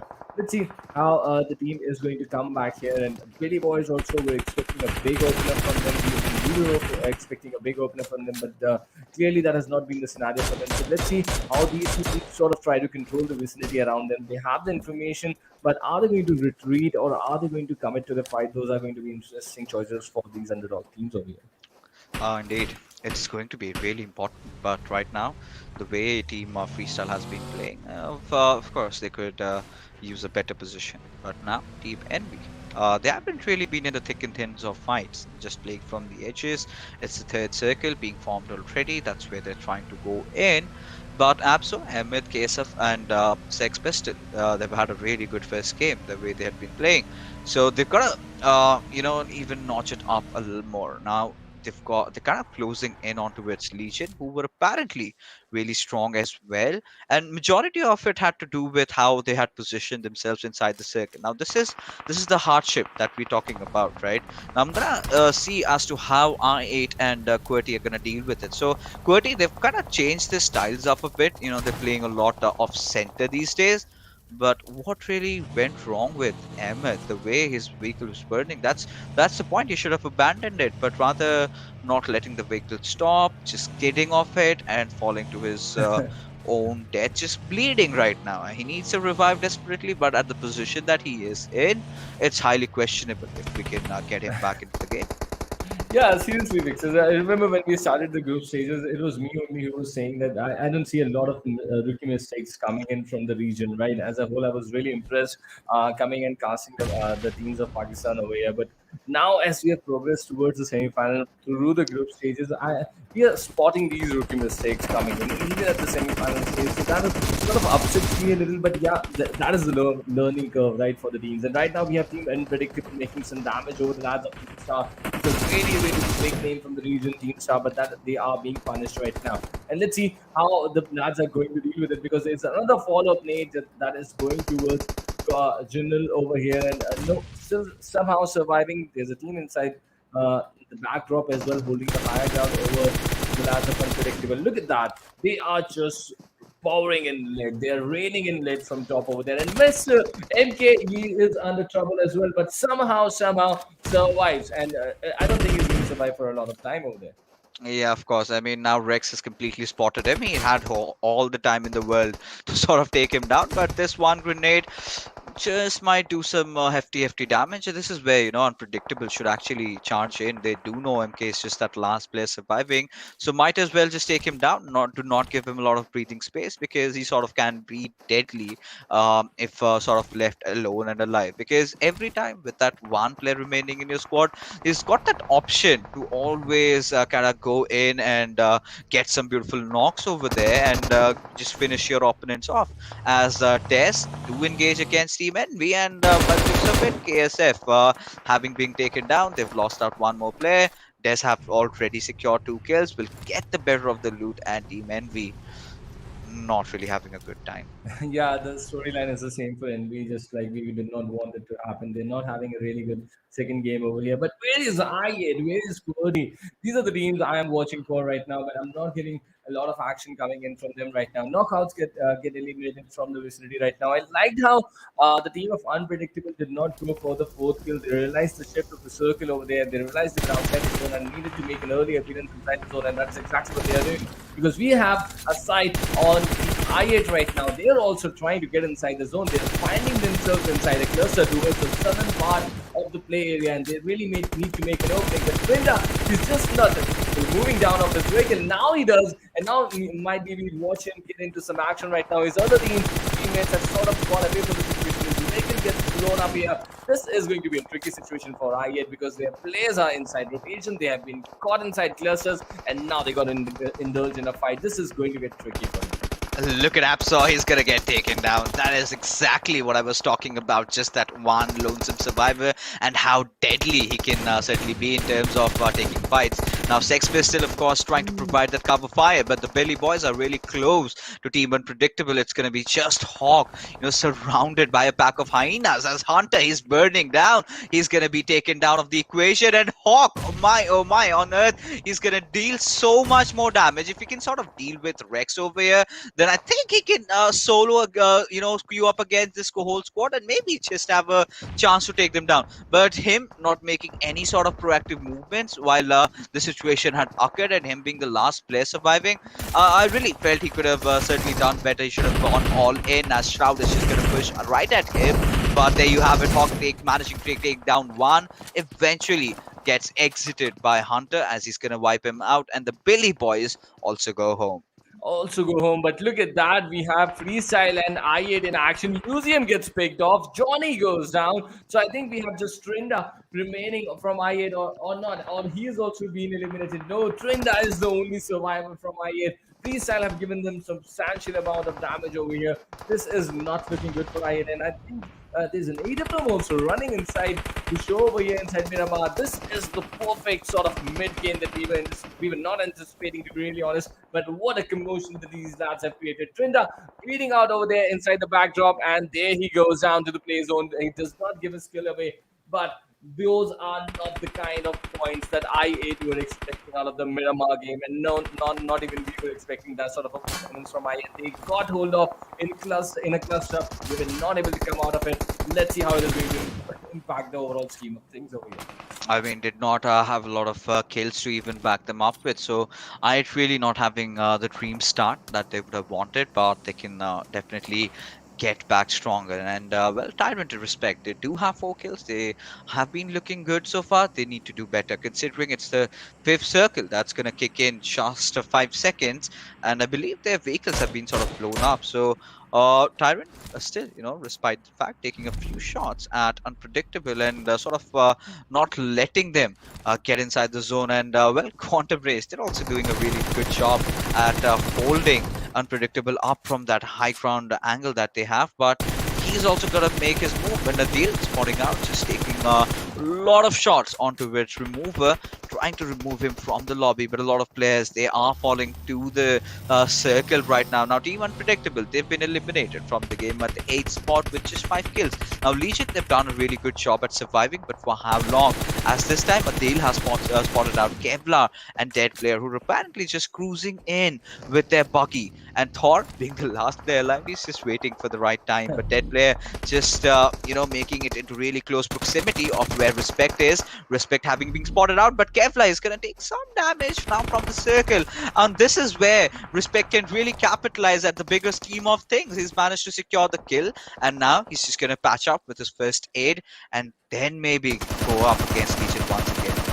Kevlar making things really difficult for him. This is the X factor about the play that you were talking about, and that is clearly coming into the equation right now. Let's see how far the solo lad is going to carry the team from this point onwards. We are down to 7 teams, 21 players inside Miramar, and Quantum Rage making their presence here towards the southern edge right now. And Respect sort of fighting with the zone, gets it inside, get himself and get his crew inside the zone as well. So there's still a bit of a fight coming in from the team of Freestyle. They're going to get some positioning points out of it. Let's hope let's really add up to the confidence as well. But Quantum Rage holding the high ground, they're making things difficult for a lot of teams. But look at that, Fixers. Team QWERTY inside here. They've got all the 4 people alive, and they've got some good number of kills, and they pick up yet another more and take up a respect. I think it was due to the play zone and the damage that was installed due to Team QWERTY as well, and they have been in Team Freestyle eliminated. I mean, QWERTY, we were just discussing about them, right? How strong they can sort of get in Miramar. Now, they were sort of holding the circle initially early on. Now they're kind of playing from the edges. Now, Quantum Rage has all gone big this time. 7 kills already, just having lost out on Adele. But still, I mean, they look strong. Even with this lineup that we have, PMPL Esports, they've also recovered pretty well. But now, Weekend does have that AWM, has spotted out one of those players, Wolfrey. If he just kind of gets still even for a second, he's done. His head is gonna blow. But no, we can not really having the right amount of patience on that, and has been punished so badly. Wolfrey will of course not miss the shot for the second time as Weekend has fallen. Wow, and from a different angle, completely. Look at that. Destruction has hit Quantum Rage completely in the form of Team QWERTY over here. All the players eliminated. They were holding the high ground. They had sort of encountered and backstab Team QWERTY over there, but they did not change their position. They did not smoke up their position. They just decimated the team that was holding the high ground behind them. And now, Voltrix taking more kills. This is Team QWERTY in the colors that we expect them more often than not inside the group stages, and they are now taking this away. PMPL Esports trying to apply some damage over the lads over there. Mustafa going down for Team 110. Let's see how they're going to face this challenge upcoming in front of them. That is Team QWERTY. I think we should call the shots. I think Team QWERTY are going to be your winners in this particular game, unless and until PMPL Esports pull off something really big and something really magical, right? QWERTY has got the numbers. They kind of have the experiences to play in these kind of circles. Look at the spread, how beautifully well spread they are. I mean, Wolfrey just watching the higher ground, watching out for Emmet. But the next circle shift is going to decide a lot of things. If it sort of shifts to QWERTY's favor, favor. I mean, this game is completely sealed to them. If it sort of goes towards Portal Esports, then it's going to be really interesting because Portal Esports does have the players, to tackle against the likes of the players of Team QWERTY. But Ahmed over here, either he can just be that a wild card, or he's just gonna be a joker. Nothing in between. He's either going big or he's completely going down. So his position completely being compromised. Portal Esports taking a lot of shots at him. This is a perfect time where Team QWERTY can decide to take a dig at Portal. They certainly can. And look at that. The smoke deployed from Tyro right now, Ahmed right now, is taking the attention of both the players. But uh, Ahmed suddenly away from the smoke did not get any shots. And both the teams are sort of looking for that opening because it's a higher ground that Ahmed is holding right now. And the zone is also going to start closing him on him in the next 40 seconds or so. But until that happens, he's holding a high ground. It's going to be a problem for you. So both the teams sort of not engaging with themselves right now. They're just sitting, they're just playing the waiting game, waiting for Emma to go out of the equation, and then maybe they're going to concentrate on each other. We did see Portal lose a very crucial player back when they were eliminating Sky, and now they are here inside the final circle with just 3 men, and that is a man disadvantage situation up against a very big powerhouse team inside the lobby right now. That is Team QWERTY, and they're getting some good kills under their belt right now. 6 kills already that they have. Every single player is right now concentrated and looking out for him.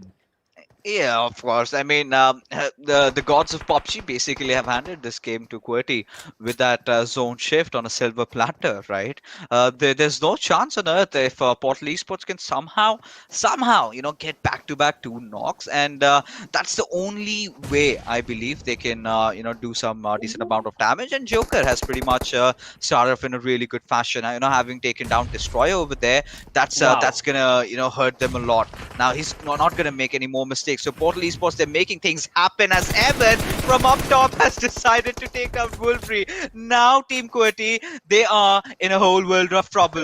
With Wolfrey down, it's all coming down onto its Khan and Voltrux, but Joker being dealt with by Voltrux. Now this is really promising. Mom2 will have to go in for the revive. Khan is on pretty low HP. As Voltrux, he's got to make sure that he does not let anybody in, or anybody even into close proximity of where Khan is. Insane just about to get finished off. Voltrix, he's doing his best. He's doing his best to hold them off as he will again lob that beautiful grenade.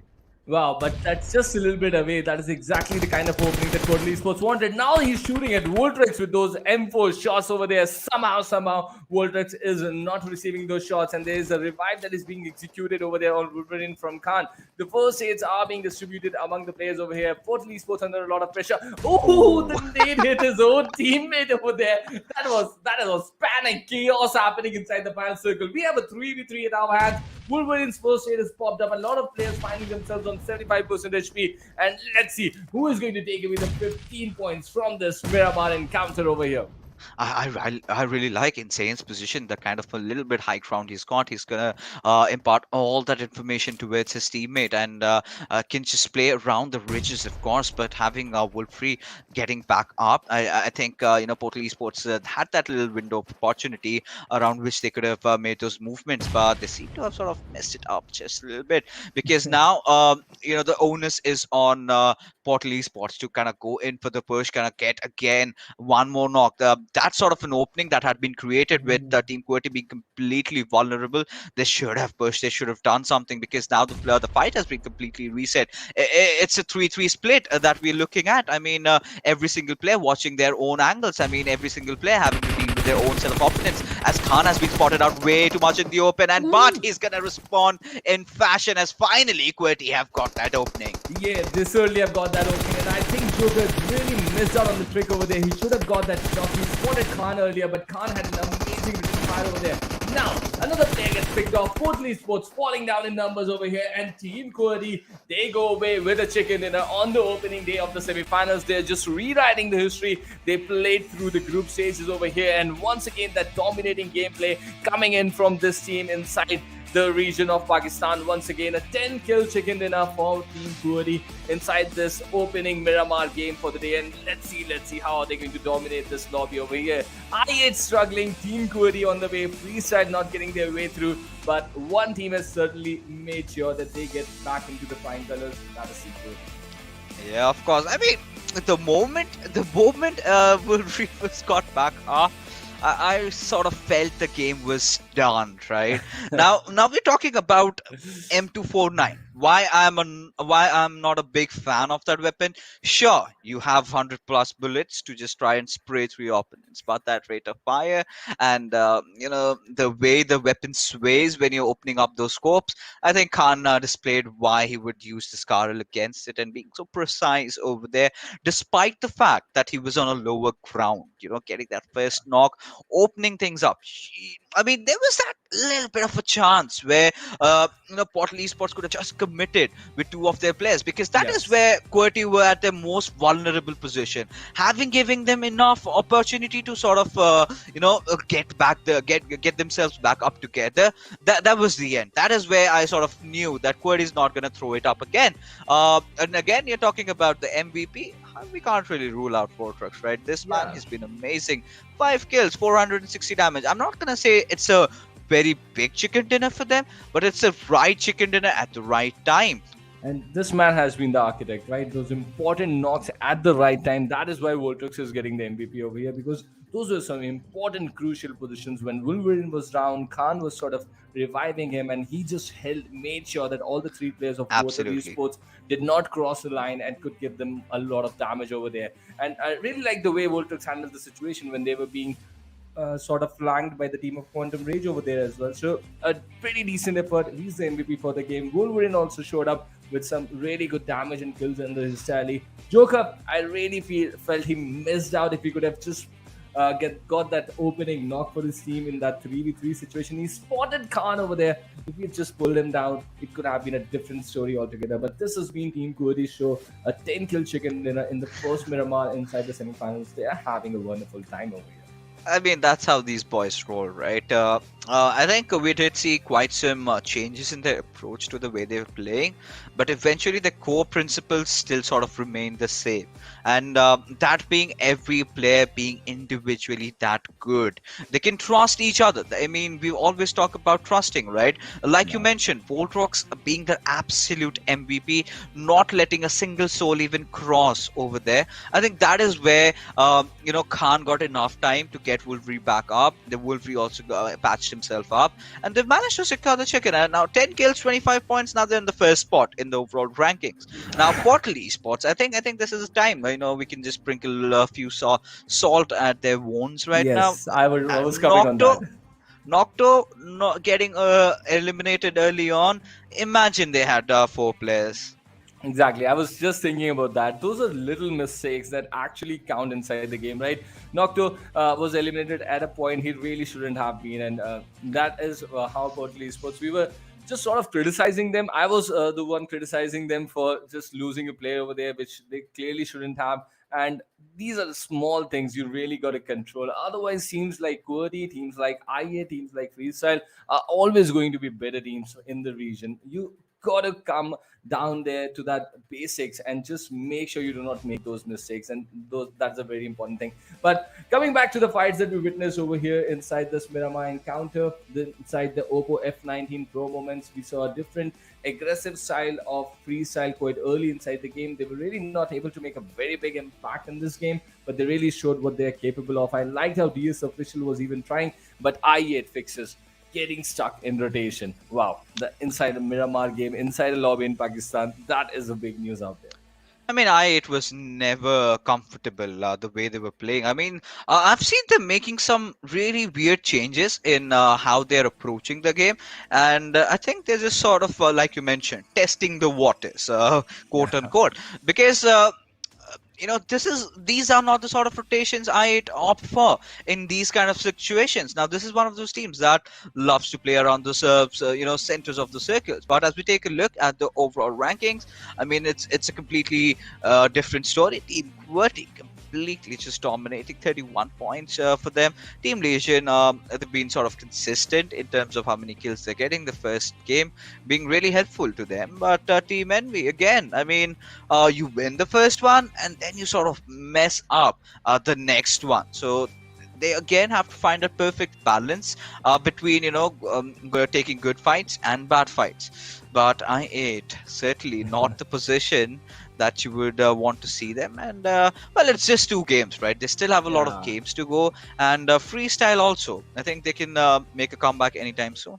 I'm feeling there's a chicken dinner just around the corner for I8, and that might just be the next upcoming Erangel. They're going to change the storyline. They are not a team that are going to sit behind on the hashtag 16 position for a lot of a fair amount of time over there. But let's see how they're going to design their comeback. Right now, the team for the moment, Team QWERTY, right here in front of us. These are the 4 lads that have been so impressive again and again throughout the course of the entire national championship Pakistan region. And once again, on the opening day of the semi-finals, they get a chicken dinner inside the Miramar game. An early chicken dinner for Team QWERTY in the scheme of things. This is going to really add on to the good confidence that they carry with them. Let's see how they're going to dominate, or at least try to dominate this lobby, and or are they going to get challenged? I really liked how PMNC Esports was challenging them, but they are still going away with the 15 points. I mean, QWERTY have gotten the chicken. Time for the other team to also step up. But before that, we're going to be heading for a short little break. We'll be back with Erangel.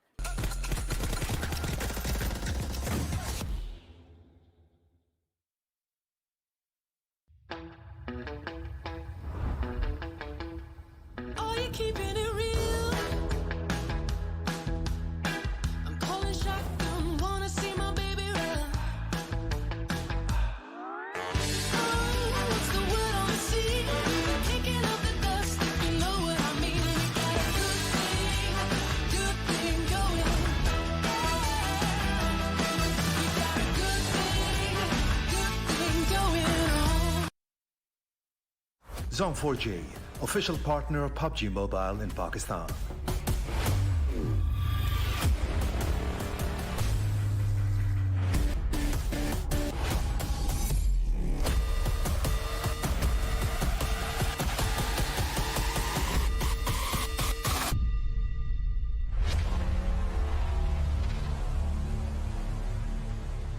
PUBG Mobile का real मजा सिर्फ Zone 4G पर. Let's get digital.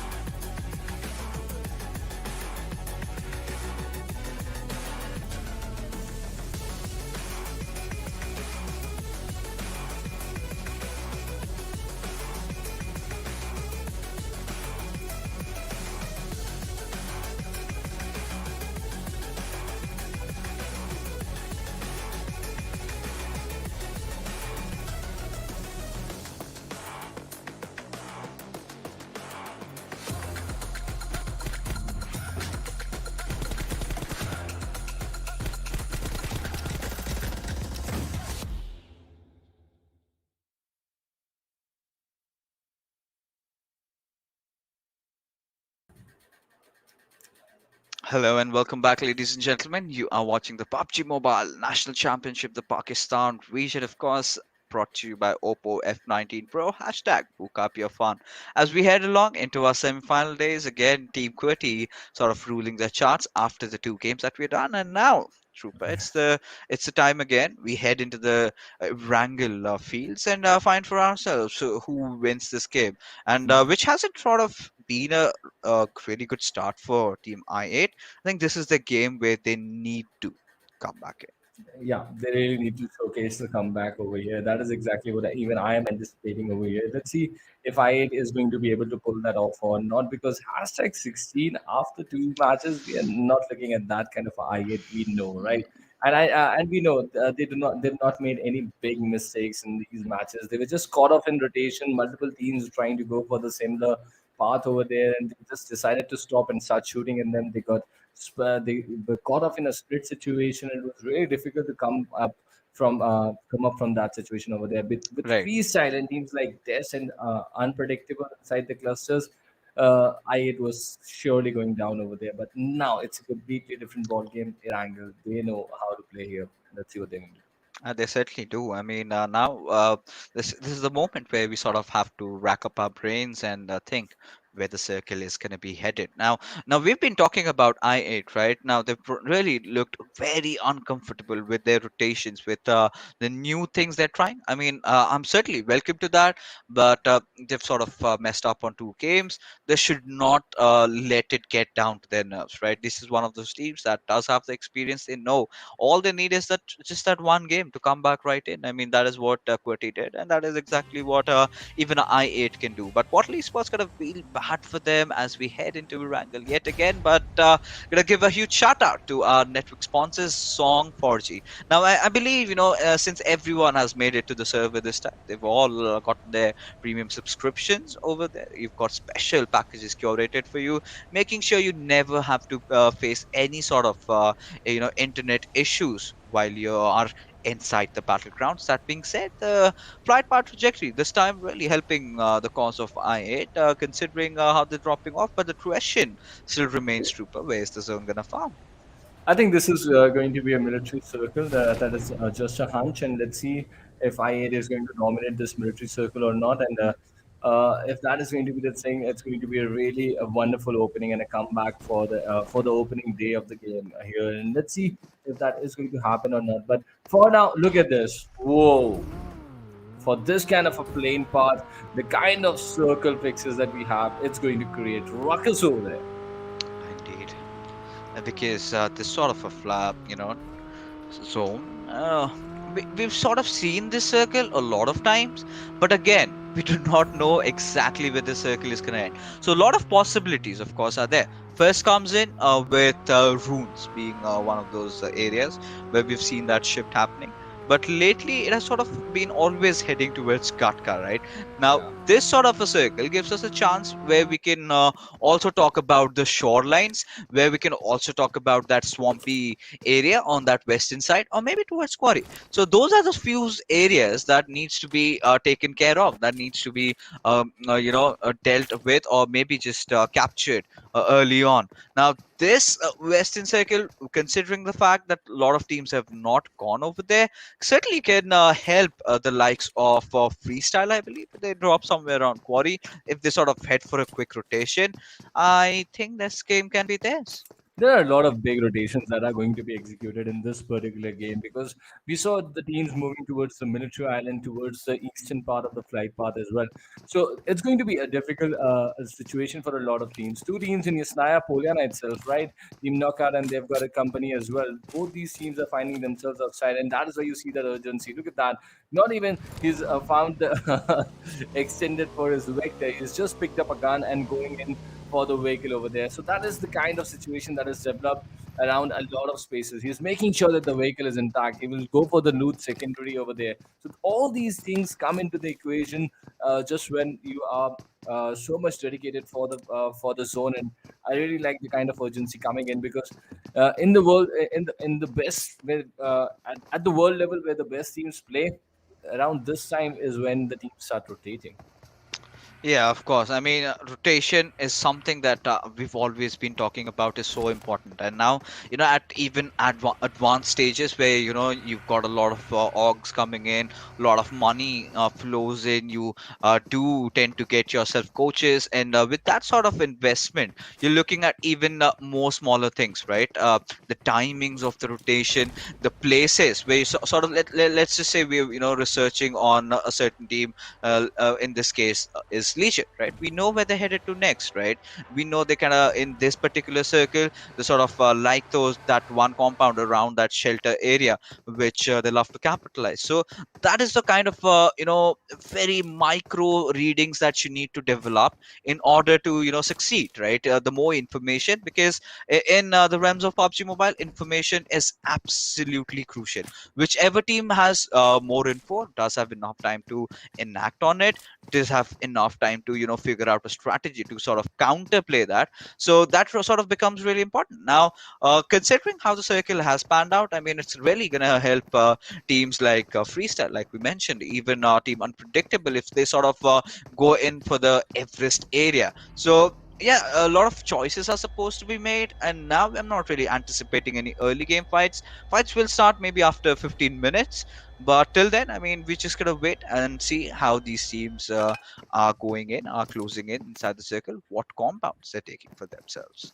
Really, that is all going to come into the equation. The compounds, the first order locations are going to be a very important thing. But fixes coming back to I-8 inside military base once again, and they got to take the bridge to come out over there. DS officials just lurking around over the northern area of the military base over there. We saw I-8 do a bridge game recently in the previous tournament of the World Invitationals over there, and that was a perfect example of how you should actually close the bridge over there. If the guys from DS official are listening, if the coaches and the support staff they're listening, that is something that DS wants needs to do at this point. If they're going to pull that sort of a thing on I8, the similar kind of challenge that they put in front of teams, if you can sort of put them under that sort of a pressure, because we saw a really good team like Fnatic Zombies back off from that sort of a bridge camp over there. They went for different ways completely.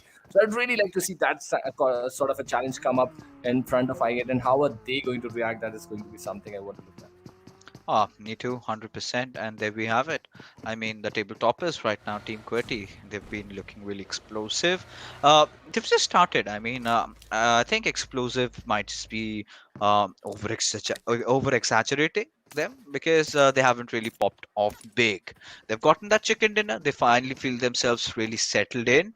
And by big, I'm talking about, QWERTY getting the usual 15, 16 kills every single time. Now, a lot of teams over here, as you can clearly see, they're already making their way inside the zone. Now, Des, okay, so they now stand as thorns in the path of I8, and the kind of a situation that they've formed, they're kind of trying to sandwich I8, and this might actually work.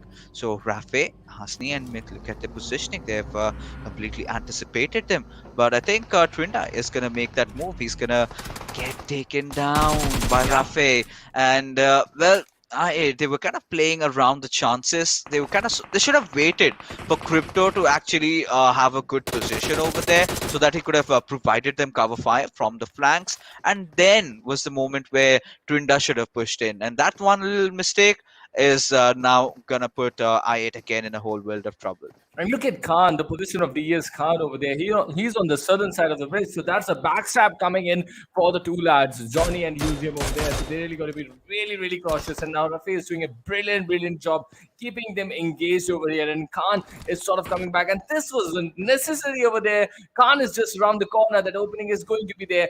And this can be the perfect graveyard situation for I8. And DS are playing an amazing, amazing game. And this was the kind of bridge camp that even I8 did put up. And I'm really, really happy that DS have done their homework and they are executing it perfectly over here in this Erangel game. And I8, they were sort of looking for a comeback. And when you pin a team like I8 down when they are sort of trying to make a comeback, that is exactly what you need to do, so that you can put that extra amount of pressure when the team of that capability and that skill set is down over here. Let's see how they're going to come out of the situation. Johnny has been spotted out in the beach, and Khan, you really need to pick him off over here, and that shot is going to come in there.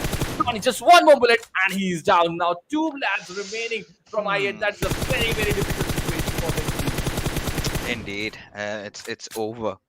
pretty much. I mean, the setup that was made by the boys of DES officials over here was really beautiful. Now, Uzum, he is in a very dicey spot. He's got no option, and well, Khan is going to provide fire from behind. All Uzum has to do now is to take the jump. But even if he gets out alive, I mean, what is he going to do? He's got no means to escape. He's got no vehicles with him, Wow. and DES, they're just going to happily enjoy all these loots. Now, this is sort of a wake up call for I8 that you're not the kings anymore. You are vulnerable. Even big names do fall. And if you sort of get careless, if you sort of make those small mistakes, you're going to be punished. And DES, they were really quick in reacting to it. Now, considering Uzum just being that last survivor over here, Cryptos, of course, made the run. He's going to go in for position. I'm going to see if he can just go greedy and maybe kind of steal a kill or something around, because Khan, he's hungry. I think he's starving. I think he's gonna spot Uzum out, and indeed he's done. And with Des wasting so much time outside the circle, I do not know if it's gonna hurt them in the longer run. But this is the moment where you're supposed to just give up and go, and just for that one kill, you're completely messing up your next strategies. I do not know how it's gonna work out for them. Fixes, I beg to differ from you. They are going for the kill. They're just punching them down, making sure that they hurt him the most. And they know if they leave two of the players of I8 over here, they can sort of stage a comeback for themselves, sort of get some placement points. And that is exactly what you don't want I8 to do at this point. And that is why they are out for that hunting party. They are being like hyenas over here, and they're just making sure to capitalize on the opportunity that they're getting. But this is the kind of thing that is going to help even I8. They're getting challenged in their own strategies, right? This is what you want. The best to prove themselves once again that why they are the best. And Museum comes out on top here, gets the knock, tries to get away, take away one kill over there. That was a big bold statement coming in from Museum, but could not get that 1 point over there. Now just Crypto survives from I8. Let's see what Crypto is going to do. I absolutely love DS official. It has now become officially my favorite team out of all the underdogs that are contesting inside this lobby right now. See, that is where what did they get out of it, right? And what have they lost? The pros and cons. Of course, they've got that one extra kill, but look at the teams that have already clustered up around the center. Now, if they had just left him and let him be, what could have possibly gone wrong? Because there's no chance on earth can Crypto can just go out of the zone and get his teammate back with him. So, but that has been traded off. They did manage to get that point, but at the cost of that positioning, which they're going to have a lot of trouble sort of getting in. Now, if they sort of get that southern compound that, Crypto is having, the southern compound that of where Crypto is, right? That can be helpful. But by the way things are looking right now, it's going to be so much more difficult. Now, timing is something that I've always been harping about. Timing is something that I've always been talking about. Of course, they had their fair share, but that's where they should know when to retreat, when to get inside the zone, and when to, have a good spot inside the circle. I feel like this fixes that a lot of top teams in the region do not actually get challenged a lot. Like they play in the regular lobbies, but this is not the scene in Pakistan, right? They are playing with these underdogs. So all these sort of a challenge that are actually coming is going to up their ante as well. Because when you go outside the region, you're not getting the kind of results that you are really proud of, right? So what is it that you're doing wrong? What you're doing wrong is not challenging your best players, and this is exactly what is happening inside this lobby over here. I'm absolutely in love the way DS official went for it. I was anticipating this to happen, and it really shaped up over here. So IIT has got to think of new strategies now, right? They've been put under the pedal right now. They got to come up with a better response, and that is how you stay at number one. It's not an easy job to stay at number one and just keep playing inside your regular lobbies. You got to play with multiple esports players so that they can come up with new challenges in front of you, and you got to respond to them. And this is the perfect example for that. That how IA just crumble under the same sort of bridge camp that they execute, but now they got to find the solutions to this as well. They lost 3 players. I don't think the next time they're going to play against CS official inside a lobby, it's going to be the same result for IIT, because this is a team with a very high skill set, and they are going to just sort of improve their game and come up with a better response. I mean, we'll definitely get back to that. I do have a few pointers, but right now we've got QWERTY engaging up against Star as the pushes come in, and the players of Stars need to be really careful. Hassan's position having been compromised. Destroyer is trying to barge in inside the compound, and Hassan will have to retreat, will have to give in. And now, again, he wants to engage back in. I mean, that's a questionable decision, but well, whatever suits his cause. But Destroyer is just getting blown off by that one grenade. Voltrox needs to make sure he provides him that absolute cover fire. But considering how knocked out he's right in the open, MK is not going to leave any chance. He's going to want to finish him off, and that is exactly what he does. As Hassan will definitely dodge that one bullet, but another nade going in from Wolverine's side again. Team QWERTY sort of repeating those mistakes again as Khan gets caught off from a different angle altogether. Ooh, this is a third-party shot coming in. QWERTY Esports making their impact. And look at that. The players are just moving it inside with that buggy. It's sort of they're closing in on the ridge. This is going to just multiply the problems for Team QWERTY right now. I really like how Star are holding up the angles. They're not allowing Voltrox and Wolverine to move inside a safer space. And this is not looking good for Team QWERTY. They really need to come up here. And they were the chicken dinner team in the last game. And now they are being punished over here. Let's see how they're going to deal with these two teams. And we should not forget that there is TheBillyBoys just lurking around the corner on the top of the Everest as well. Yeah, and this is where Team QWERTY sort of have gone overboard and have been punished. No knocks. There was absolutely no reason to go in for the push. They were completely unaware of the other teams lurking around them, and I really felt it was a half-hearted commitment. Right? They were sort of being doubtful about their position, doubtful about the situation. Went inside a compound, and the first knock came in from a pre-cooked grenade. So they had to take care of all those stuff over there. But Portal Esports did capitalize. It spot Khan with his pants down and made no mistake in taking him down over there. But right now, Portal Esports does know that there's one particular squad that's sort of holding that compound, and maybe we do have a better chance at putting them down. But now the decision has to be made because the zone has gone away from them with just 1 minute left before the fourth circle needs to close it. Portal Esports need to react. Yeah, they really need to. And this is going to be a pressure thing. But still 45 seconds on the clock for them.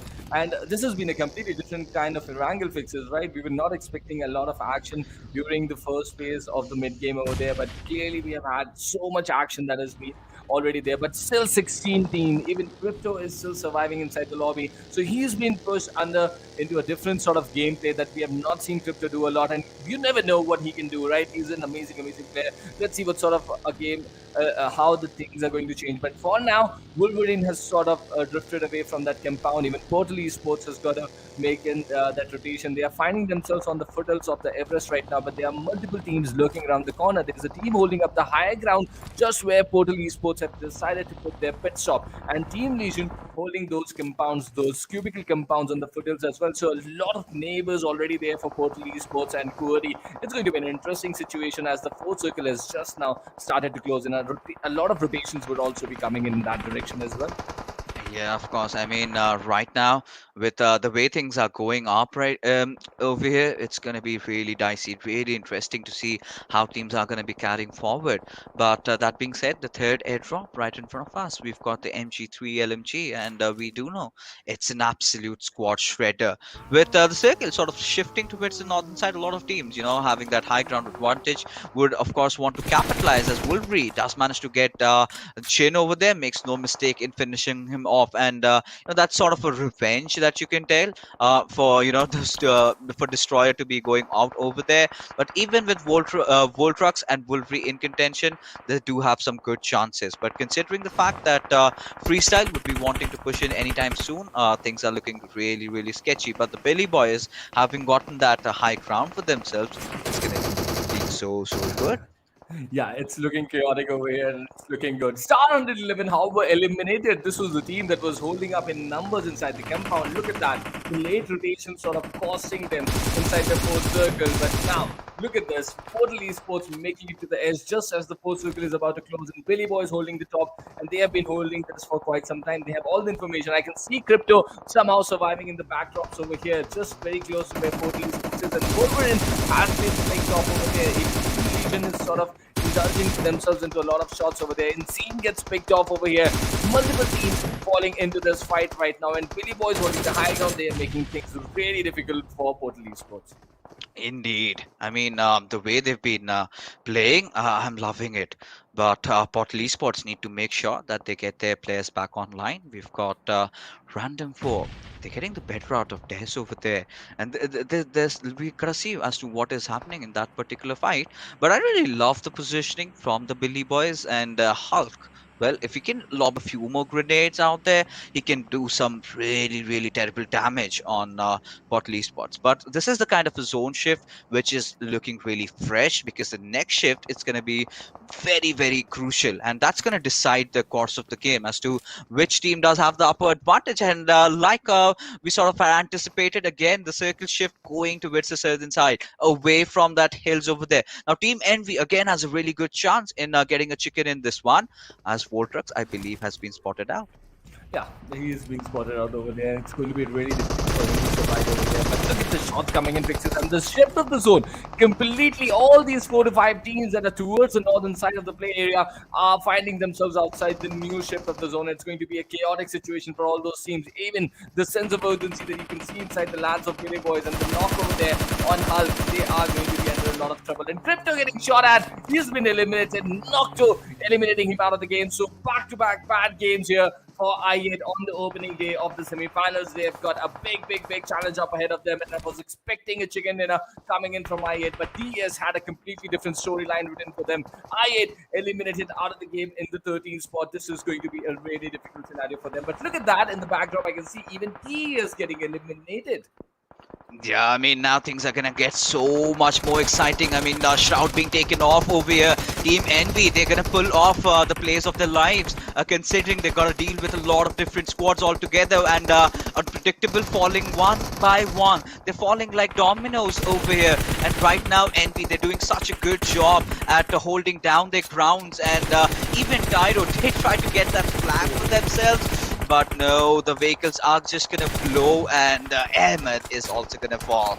And yes, Team Envy is just clearing the backlines completely over here and doing it successfully. But there's a different team that's just lurking around very close to them. That is Quantum Rage, I believe, who are just dealing in numbers. Already 7 kills for Quantum Rage, and they're not stopping. All the 4 players are intact for them. They are holding up the big part of the circle right now towards the western edge, and they're making things difficult for a lot of teams. They've completely cleared out the southern area where Quantum Rage is holding up, and they have this compound. And look at that inside the map. There is no team absolutely where Quantum Rage is. One more team gets eliminated out of the clusters. That is Team QWERTY Esports. So back-to-back, no good games for QWERTY Esports inside the opening day over here as well. So that's not a good outing for them. But look at that. I'm very interested what is happening towards the eastern edge. I can see NFP Sky holding up the city of Gatka. There is a team very close to them, but a lot of open space towards the southern side. If the zone slightly shifts towards the southern side, it's going to create absolutely pandemic situation for all these teams. I mean, well, the teams would want to maintain that social distancing, but considering the zone, I mean, it's the fight for survival of the fittest. I mean, you're just gonna be safe if you are alive, right? But that being said, I mean, Quantum Rage, the kind of position they're holding in, I really like it. They're still inside the zone, and this sort of a circle, it's really uncommon. It's very rare. We've seen Gatka zones. We haven't really seen a lot of shifts on towards this side, right? You've got that open ground around. You've got certain bridges to play around with, and all these teams is absolutely leaving no stones unturned over there. And Quantum Rage have managed to secure 8 already.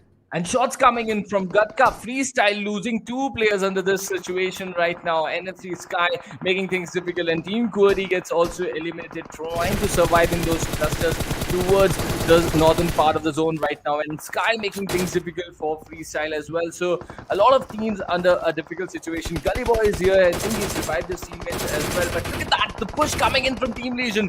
Knockout under pressure. They're taking shots. Third-party shots coming in from Quantum Legion. This game is Quantum Legion's for the taking. If they let it slip away from their hands, it's going to be completely their mistake. But Team Envy getting some kills for themselves. A high-octane electrifying contest in Erangel happening inside the semi-final. Erangel right now. Absolutely love this game. I mean, 100%. I mean, Freestyle is stepping up. They've got all the 5 players, and we do know that once they sort of get into that final circle, they rarely mess up. And considering the hot form that they're in, I really think they can be capable of pulling off even bigger plays. But right now, with the situation in hand, we've got NFP Sky trying to push in onto its Quantum Rage as Baz has been taken down. Adil not at the best of his HP, and he needs to make sure he gets those smokes in time just to get that revive. But opting to do that without any smokes, let's see how that works out as Oreo will deploy his own. But Ahmed's nade coming in, and that will be the end of Baz. But right now, Quantum Rage are sort of a sandwich situation. NFP Sky and we both wanting to take them out. Really, it's going to be really difficult for them. But just that pressure coming in from Team Sky right now is what Team QWERTY has got to deal with, because a team surviving so close to your compound, if they sort of station themselves, it blocks a lot of angles for you. You cannot go and use the ridges behind your compound right now. Team NV creating that sort of a pressure from the area where they are right now. This is not the kind of sandwich we were expecting for Team QWERTY to fall into. They were holding this area for quite a lot of time. They were using the ridges for quite a lot of time, and they should have not allowed Team Sky to close in from the Gatka region, because that's a very open landscape that you see between that compound and the Gatka houses over there. They should have not allowed Team Sky to close.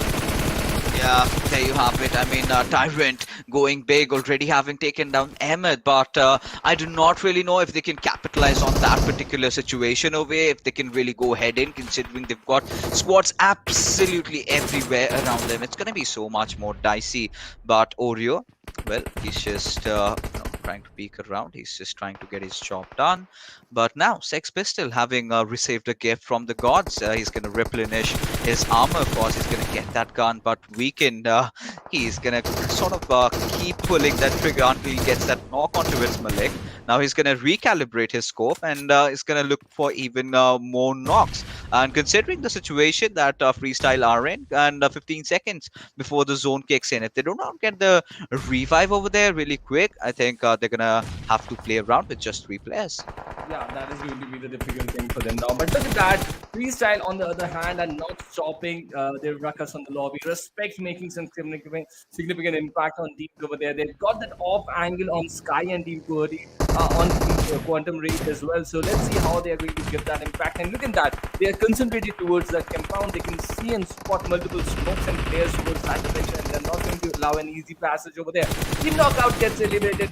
And now Quantum Rage coming out of the compound. They are putting them, applying that pressure on the lads of Team NV Ahmed.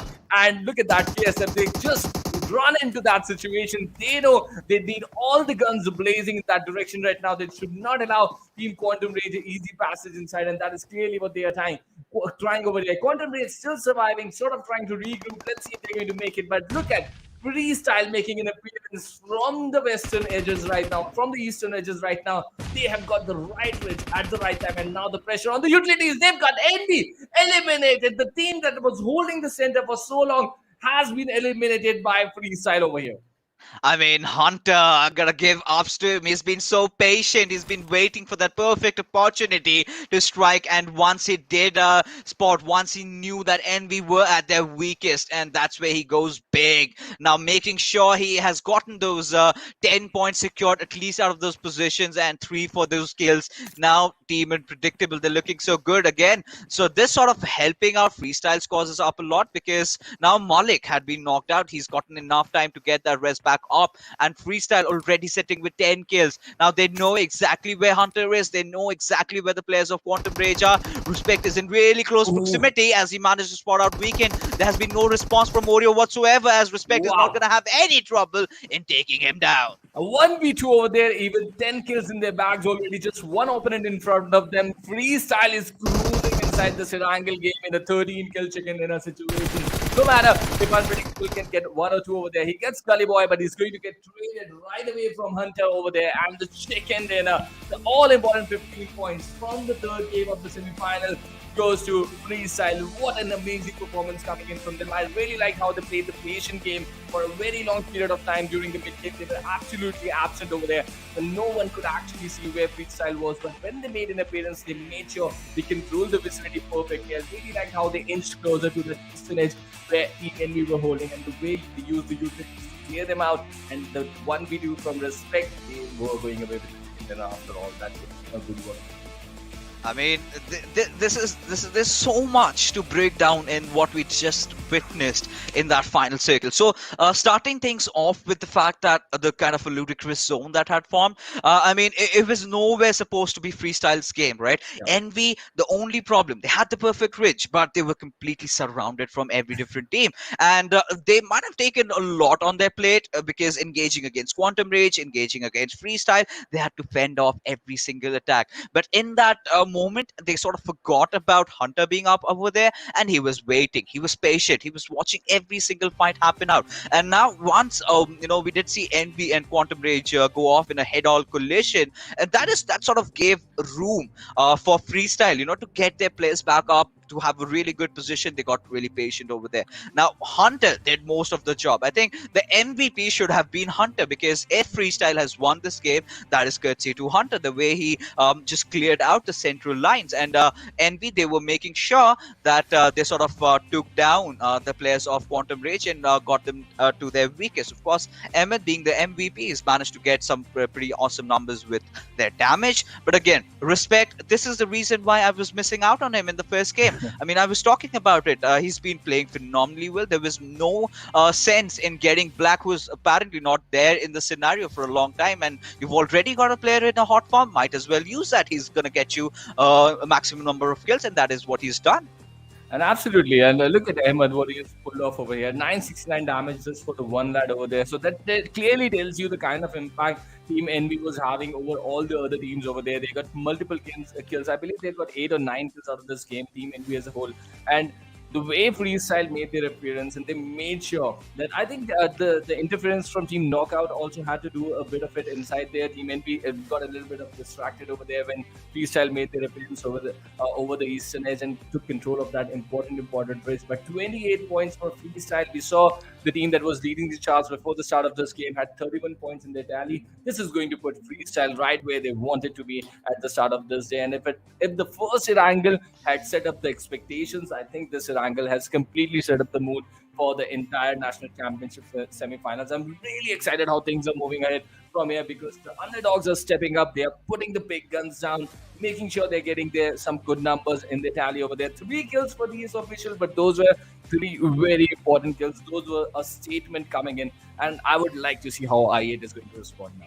I mean, talking about the statements being made, I see 0 position points. So again, at the longer run, we did, see Tess completely flustering out, where they should have actually, gone in for and had a better position inside the server, inside the zone in that case. Now, coming back to the, debate we were having, where we had I8 in contention and what they could have done. I mean, this was I8 just missing out on this particular fight because of their careless mistakes, right? This is something that they would not do usually. Had they been playing at an even bigger level, you sort of always supposed to make sure that you make sure the bridge has been correctly checked. And it had started off with Crypto initially going for the flanks. What really went wrong was Trinda being impatient over there. What they could have done was first let Crypto take control over the visitor, let him have a good spot, and that is where Trinda should have made their move. So they had got their pieces right, but the timing, I believe, Trooper was completely wrong from I8, because of which they were punished. Now that sort of was urgently needed, considering somewhere down the line, I mean, I8 were getting really cocky, but this sort of was a wake-up call that every single time, the next time you're going to cross your bridge, you need to be really careful, because if you're going to military drop, if you're getting that hefty loot, that comes with a lot of trade-offs, and that is exactly what TES officials did make out as a statement, that you are not untouchable, we're going to take you down. And then again, after that sparkle of brilliance, that is where we saw them making that small little mistake to kind of overextend, because they wasted a lot of time over there. But that being said, the overall rankings, Team Envy, I loved how they're playing Erangel. Yeah, really. Look at that. QWERTY taking the fall as well from the top 3 over there. Freestyle, Quantum Rage, and we coming back inside this game, inside the top 3 of the overall rankings over here. So different sort of story being written here for the entire Pakistan region on the first day. I would really like to see how a few teams are going to make that comeback. TS official, 20 points for them. They have a good space. They've got a good distance from Team Sky. I think top 10 teams are sort of doing a little bit of a good, decent job. The remaining six have really got to do some homework over here, how they're going to come back inside the game of Sanhok. But this is the team that got the chicken dinner Yeah. from the game number 3 that is in front of you. Gully Boy, Malik, Tyrant, and Respect. And an amazing, amazing encounter. And a really strategic, high profile technical game, that a high octane technical game that these guys executed over here. All I can say is the players were really smart, like Yeah. with their approach, right? They took the right decisions at the right time. They spotted out the players of QWERTY. I think Khan was kind of in a really dicey situation. He was taken down. Then with their rotations, they were so careful, and every single step that they took, they thought of it first and then acted upon it. Waited for the right time. I think timing has to be very, very important in terms of when you're playing battle royale. You need to know when to engage and with how many players you can engage. That being said, we are already done with our 3 maps over here. We're going to be heading for a short little break, because coming right after, we're going to meet you all in Sanhok.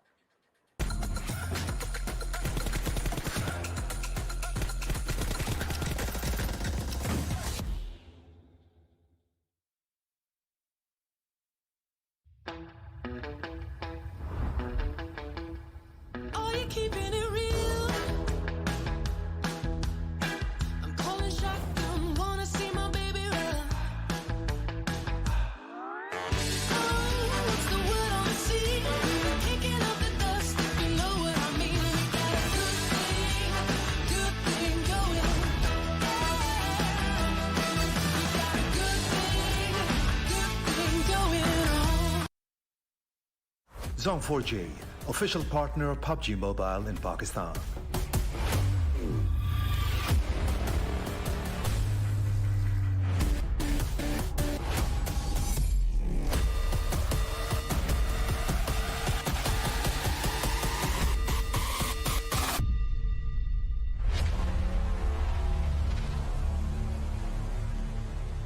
PUBG Mobile का real मजा सिर्फ Zone 4G पर. Let's get digital.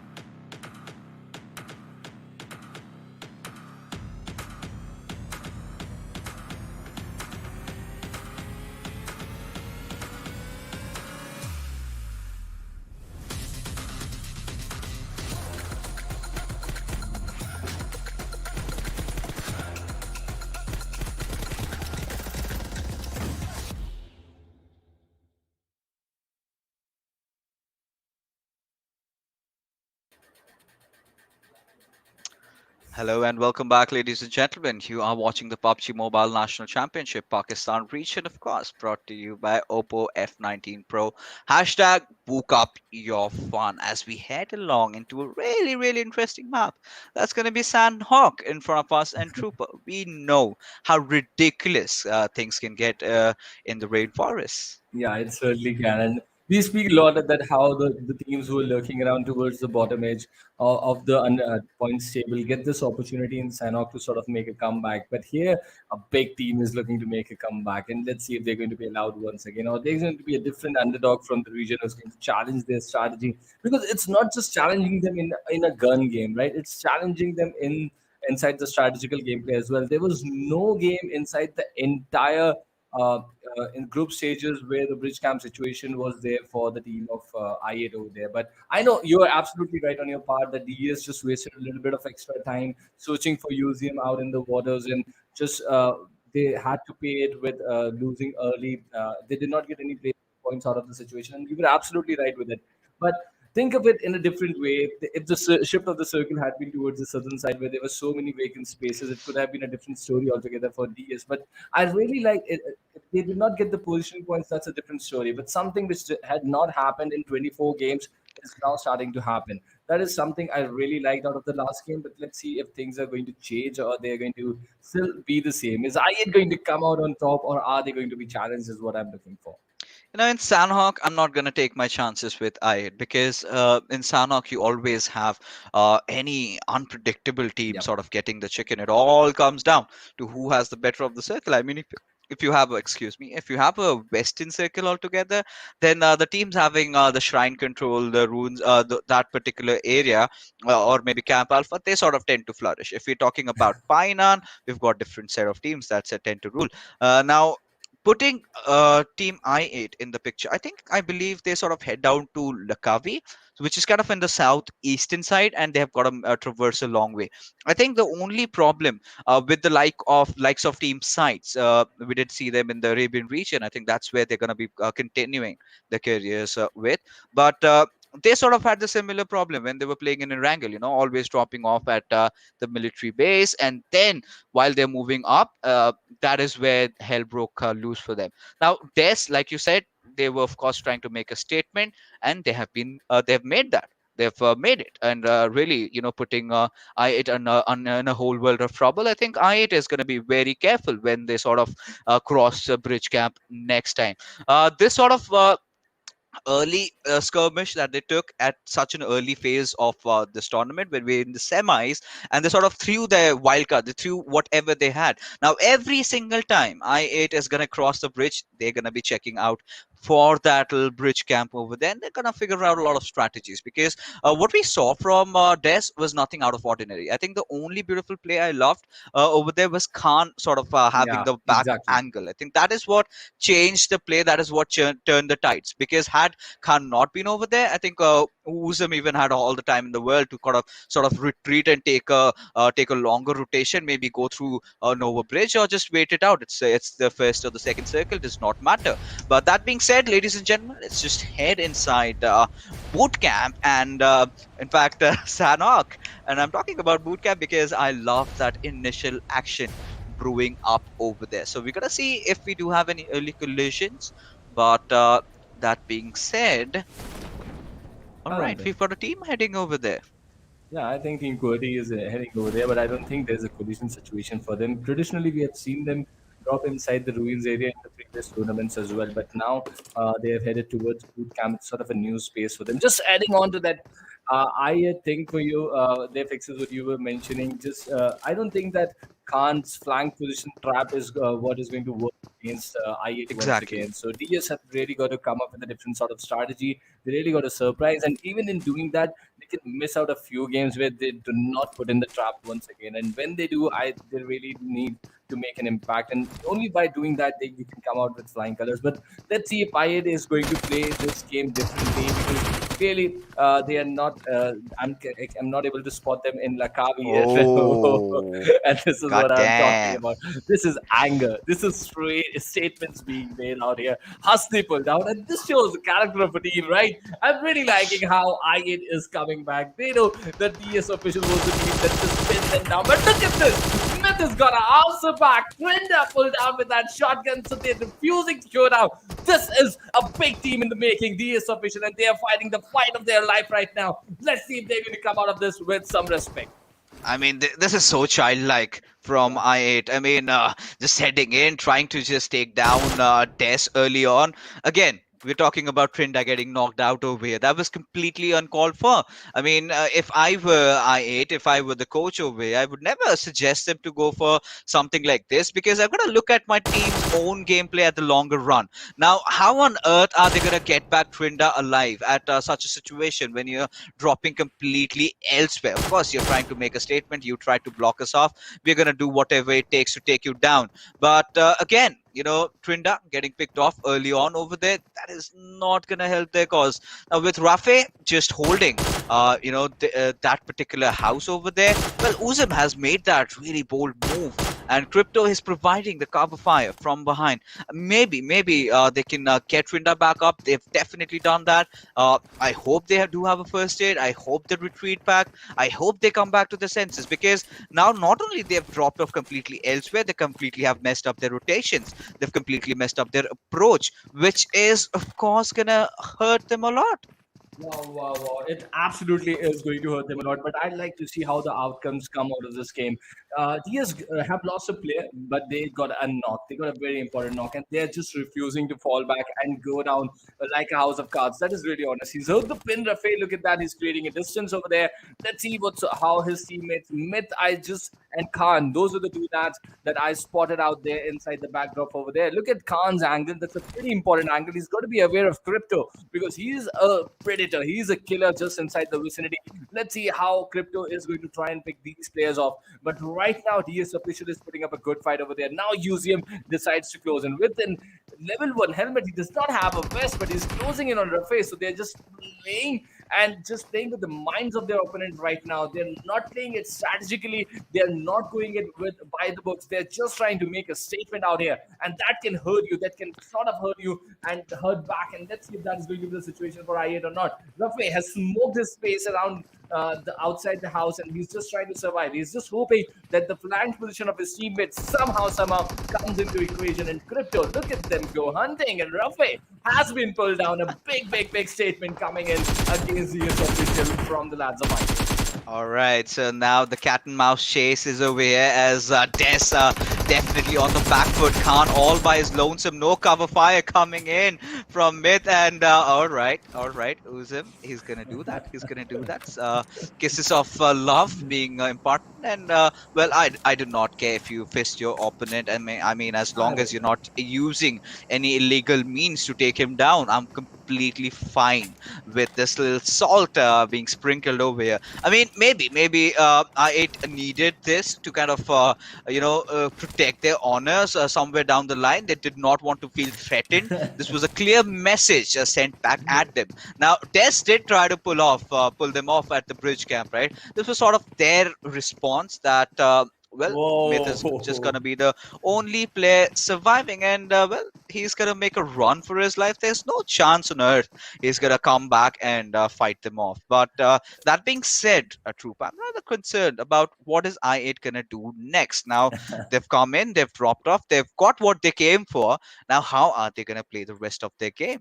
There are always going to be repercussions, right? If you're going to fight against the best team, if you're going to go into a strategic fight against the best team, they're going to pull you down to their corner, right? And their corner is a strong gun game. That is exactly what I8 has done, and I'm not surprised by what I8 has done over here. I was expecting this to happen, that they would just go after DS and make a statement, because they really don't want those military bridge encounters, because that is where they always might get hurt, and that is a situation they always realize. This sort of a fact of DS. I think I would want DS to come back with a stronger reply inside the upcoming last Erangel of the day. But that's is going to be a different story. Freestyle is getting into this fight. Ghost picking off respect with an M249 over here. Tyrant going down. So Freestyle losing players in numbers over here. This is not looking a good situation. But Denver, this is not the time to loot. You should be in cover. Picked off completely from the distance by Malik. He's sort of making an appearance inside. Now DS is just that one final lad who's standing over there and he's going to be under a lot of pressure. Malik and Kelly Boy somehow trying to approach to this out with different angles over here. He's got an ump in his hand, but that crucial revive has been executed on Professor. The first hit is being popped in. Now this is a to play situation. DS moves out but gets caught by Malik out there. Eliminated. Professor is also going to get pulled down pretty soon, and that is going to be the end of Red Esports. Ouch. I mean, I kind of loved how DS, retaliated back in that particular fight. And again, he has been so instrumental for his team. But this time again, Freestyle, well, not a kind of a start that they would have wanted, but somehow managed to survive in that particular situation. Yes, DS, he did what he could have. He did get that revive on, but that was just it. And yeah, a lot of mistakes were being committed by both the teams. I mean, it was a kind of a wild show, to be honest, right? Because the way they were approaching, they did not care about anything else in the world, and they were just going head on. And now this is the moment that we were waiting for. I mean, I want to see if the shift is towards Bhan or maybe towards boot camp, or is it gonna be sticking towards the Western Island? So somewhere around the boot camp, and I really like Team Envy's positioning over there, and the same can be said for NFP, because the only problem with QWERTY having boot camp, if it does not, if the circle does not close in on boot camp, they'll have to go out, and the only problem with going out is because you're gonna be way too out in the open. Now Legion's position, if they sort of take that western compound right beside them, that high ground advantage for them, I think they're good to go. They can have a really good game. They certainly can. They certainly can. And I really like the kind of rotations that we have witnessed fixes because QWERTY clearly they dropped inside boot camp, right? And they enjoy that circle over there. But now these teams have fallen into some sort of a contest. I think we have seen a fight for I8 already. We have seen a fight for Freestyle already. Freestyle lost numbers. I8 have got some good kills under their belt. And now they're trying to approach. And look at the kind of rotation that I8 have already executed. That's a big rotation without falling into a fight. So kudos to them for pulling that off. Let's see how they are going to go ahead into the rest of the game right now. Because apart from these two teams, it has been a silent game. Really, not a lot of action has developed between these teams, and they're sort of trying to get into important, crucial positions towards the center of the zone. And this is Team NB who have turned up 3 men today in this game, now facing some challenge as QWERTY have decided to leave bootcamp behind and move out of bootcamp and towards this compound where Team NB is lurking around. All right. I mean, right now, Voltrix, of course, he's gonna be lobbing that grenade over there, and he's gonna try and close in onto its app. So now this is something really well read by the boys from QWERTY. They know that it never really ends around at bootcamp. It always ends on those peripheries, and somewhere he does have a gut feeling, and he does spot out. Absolos is prodding down. Eventually will get the knock, but gets traded off from his teammate from absolutely elsewhere. Voltrox needs to make sure he gets inside the mannequin room, and that's where he's gonna get the revive. But again, Team QWERTY, they've taken over this compound, but I like the spread coming in from Team Envy. Now, if Envy sort of get too careless, which they've done, that's where they've been punished by the players of NFP Sky, and that's gonna be Ash, who is gonna make sure he puts down Hash. Okay, Ash taking down Hash. Oh, right. Well. You're certainly doing good on the poetry classes fixes. I really like the rhyming lessons are on point. I think that's going to be a progress report promotion as well. But coming back to what we have here, look at this Team QWERTY looting up what the remains of NP over there. They've got all the 4 players intact, and that is the important thing for them. They just got 1 kill out of this encounter, but it doesn't matter a lot. And the favorite weapon is also here for you fixes the MG3, the new light machine gun inside this game that is using the 7.6 mm shots over here. Let's see what sort of an impact is this gun going to make if this falls into the hands of maybe something like a crypto inside this side of a lobby. And this is a highly competitive game, to be really honest. And There's nothing given away so easily as we witnessed so much action, but only 13 and 14 players eliminated from the contest, and still 14 teams, 50 players are sort of taking up the fight over here. I still see that one lad from DS official trying to survive. This has been the sort of storyline that they wrote for I8 in the last game, and Crypto was not able to make a very good impact towards the end. Let's see what the DS Myth is going to do in this game. But the situation for QWERTY now, they're in a split situation. I think some of the lads have already left up boot camp, and there's this player still lingering around towards the edge of boot camp right now. He really needs to regroup with the team because there are so many teams around these ridges. If you get left behind and get caught in the open, get caught out in open, you are just a kill in the tally. Okay. So with the way things are, I mean, you've got Team Tyro. They're kind of enjoying themselves. We haven't really seen them, going absolutely big. But I'm sure. I mean, they're playing really cautiously. I think that is a good start, to be honest. Now we've got I8 making their movement inside, and this is where things are gonna go completely south. Johnny and Uzim getting caught off guard, and again those same little mistakes. I8, what's gone wrong? Different No areas, scouting, different nothing. rotations, right? Yeah, Texas. absolutely. See, this had to hurt them in the longer run, right? And indeed it has.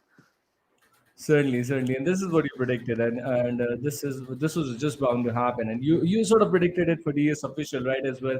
So all these play changes actually have to be worked around a lot, and that is how you got to practice these moves a lot. And if you're wasting a bit of a time in changing in your strategies, you really got to adapt with the situation as well, which clearly both the teams have missed out the trick onto. But now, Quantum Rage getting two kills here just onto the edge of those three warehouses. It's a good start for them. We saw QWERTY just looking around over there. And now they're back inside boot camp. Wow. Ah, the back. I mean, well, I gotta, question this. Why? Because even I'm not able to understand. I have to take a better look at the zone to, in Yeah. fact, know what was the exact reason. Because, like we were having this talk, right? We've seen multiple instances. Because once you're inside boot camp, if the circle goes in your favor, fine. But the moment it sort of shifts away from you, there's no escape, right?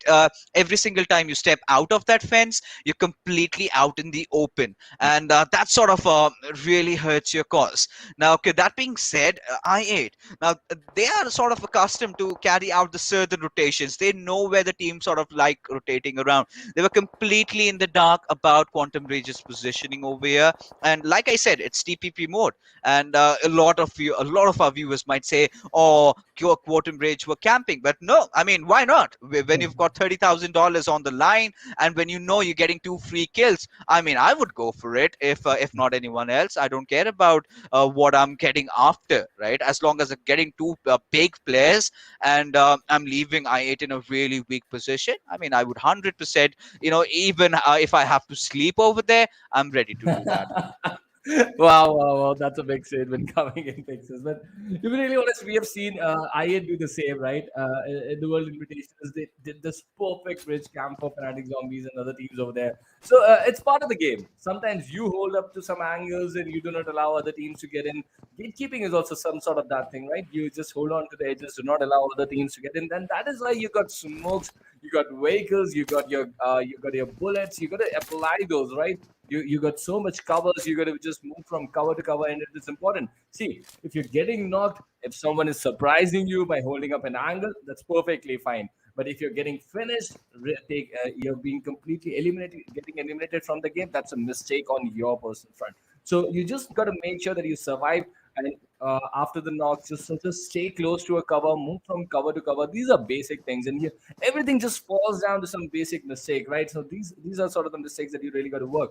But right now we are looking at a different game completely. The ridges coming into the equation for Billy Boys, are open run coming in from him. This might just end up bad for him because there are teams looking around. But look at how the Billy Boys are sort of scouting the area. Now I think they have spotted the lads of Team Sky over there. So they're just making sure they're keeping themselves protected from that ridge over there. And meanwhile, last guy, Myth, also gets picked up. There you have it. I mean, well, finally, Des falling down and could not really get a lot of points. But uh, now with the way situation is, with the way the zone has been shifting, gotta see as to how things really pan out. I mean, I'm kind of completely in the dark about where the zone has formed, and well, let's see.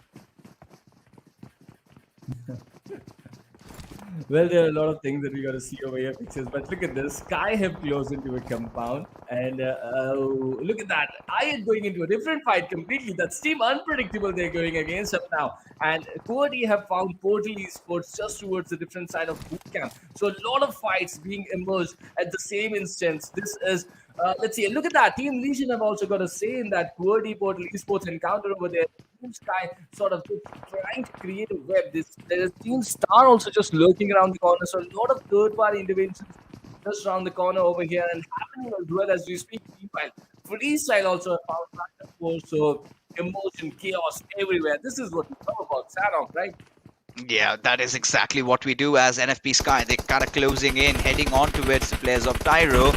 That's going to be so important. But Portal Esports, they've been eliminated. I mean, Insane going down, but here comes the push on towards 420 as Kriti does some chip damage, and he's way too out of the open. But the Uzi really helping his cause. And look at 420, he's surviving, but the sliver of HP has finally been managed to take him down. And right now, NFP Sky, they're enjoying themselves. They've already got 3 kills, and now they're in pursuit for even more. Emmett being the last survivor for his team, he's just gonna Halsey is just gonna let Deadshot, just lob in that grenade. Emmett has taken quite some damage again. That chip damage being done over here as Deadshot will be the one pushing in, but Ash spotting it from the back lines, and Team Tyro, they're absolutely decimated. Wow, and the zone is just about to close in as well. A lot of action upcoming. And I think the reason is that the lads from QWERTY went back towards boot camp is just the shift towards the northern side.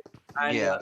that's the only reason because they had been looking around towards that other edge. They just realized that boot camp might be a better option for them. And I really like the split coming in from Team QWERTY inside boot camp. They're watching each and every angle, and World Trucks have already might just noticed the knockout coming in. And look at this, just like you anticipated once again, the eastern side of boot camp is going to come into equation. This is a very important game for Team Legion.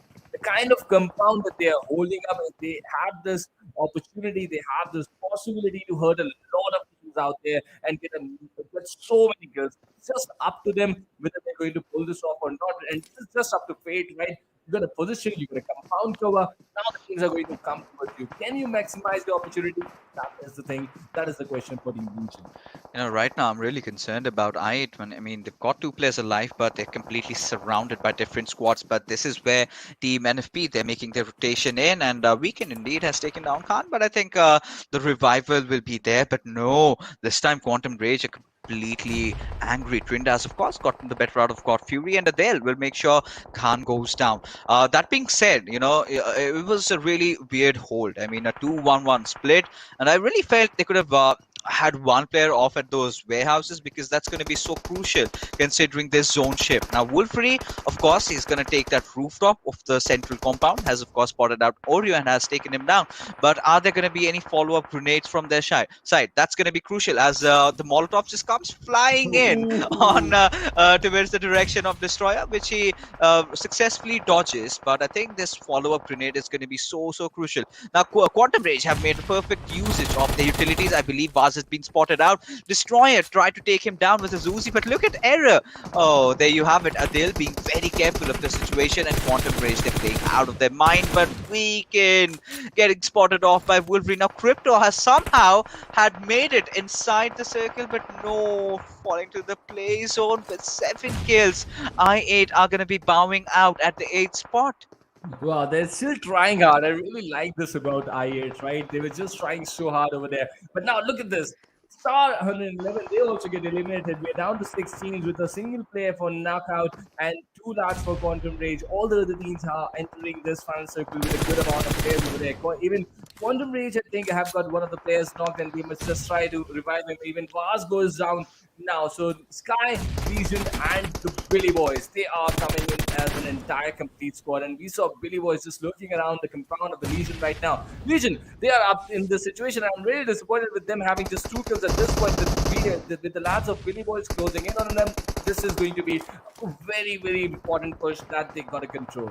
I gotta put salt to the wounds of QWERTY, right? That was exactly the compound that they did get to, wipe down a squad. And right now, Legion, they're in their own world of trouble, being pushed over by the Billy Boys as FaZe, he's on really low HP, will get punished by Wolverine from far behind. Now, it all comes down to Dead Blair, who's sort of in a 1v1 situation against Hulk and does manage to take him down, but eventually Anonymous will be the one finishing off Team Legion over there. And the stronghold fortress, which they had established well for themselves, now is completely threatened.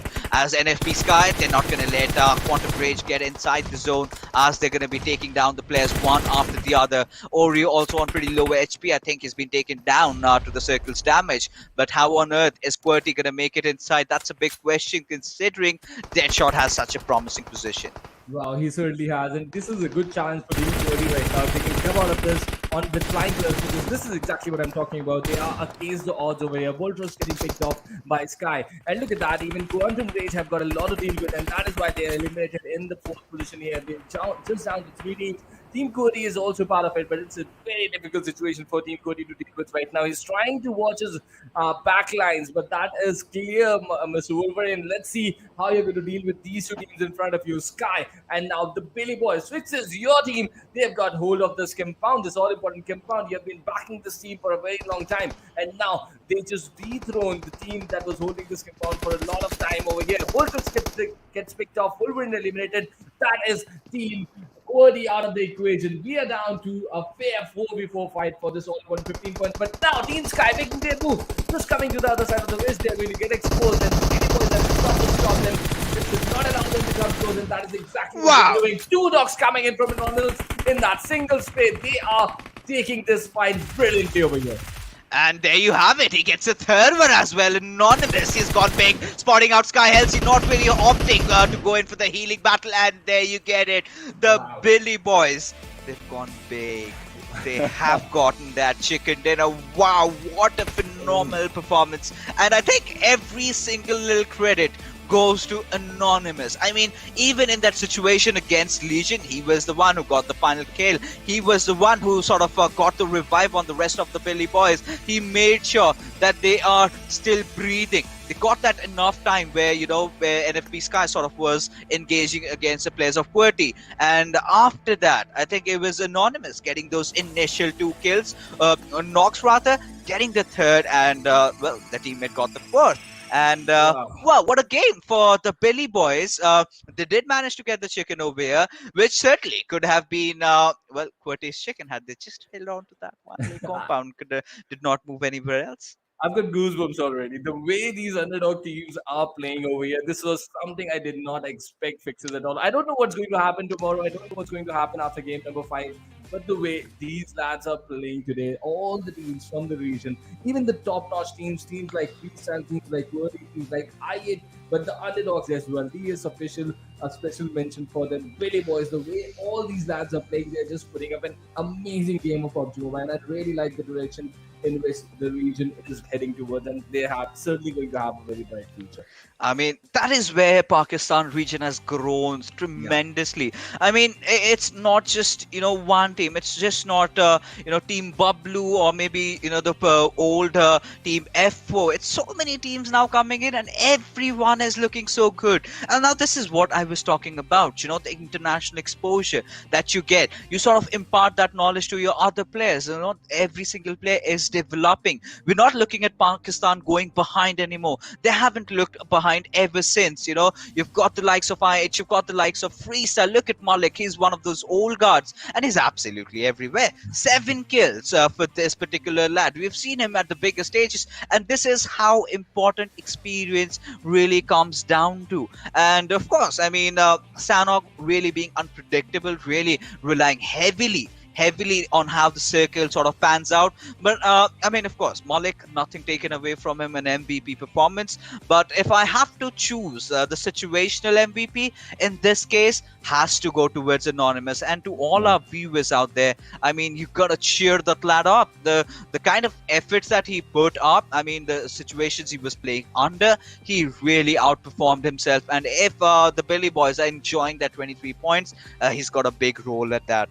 Certainly, certainly. And I'm really happy to see the Billy Boys get this 23 points in the semi-final on the day number one, because we've seen them struggle, right? We've seen them come the hard way and just made sure that they are inside the semi-finals. A bit of very hard work they pulled off during the group stages, and now they're just passing with flying colors now. This opening 23 points for them in this Sanhok game, they're going to turn the tables in their favor as well, and this is exactly what they came out here for today.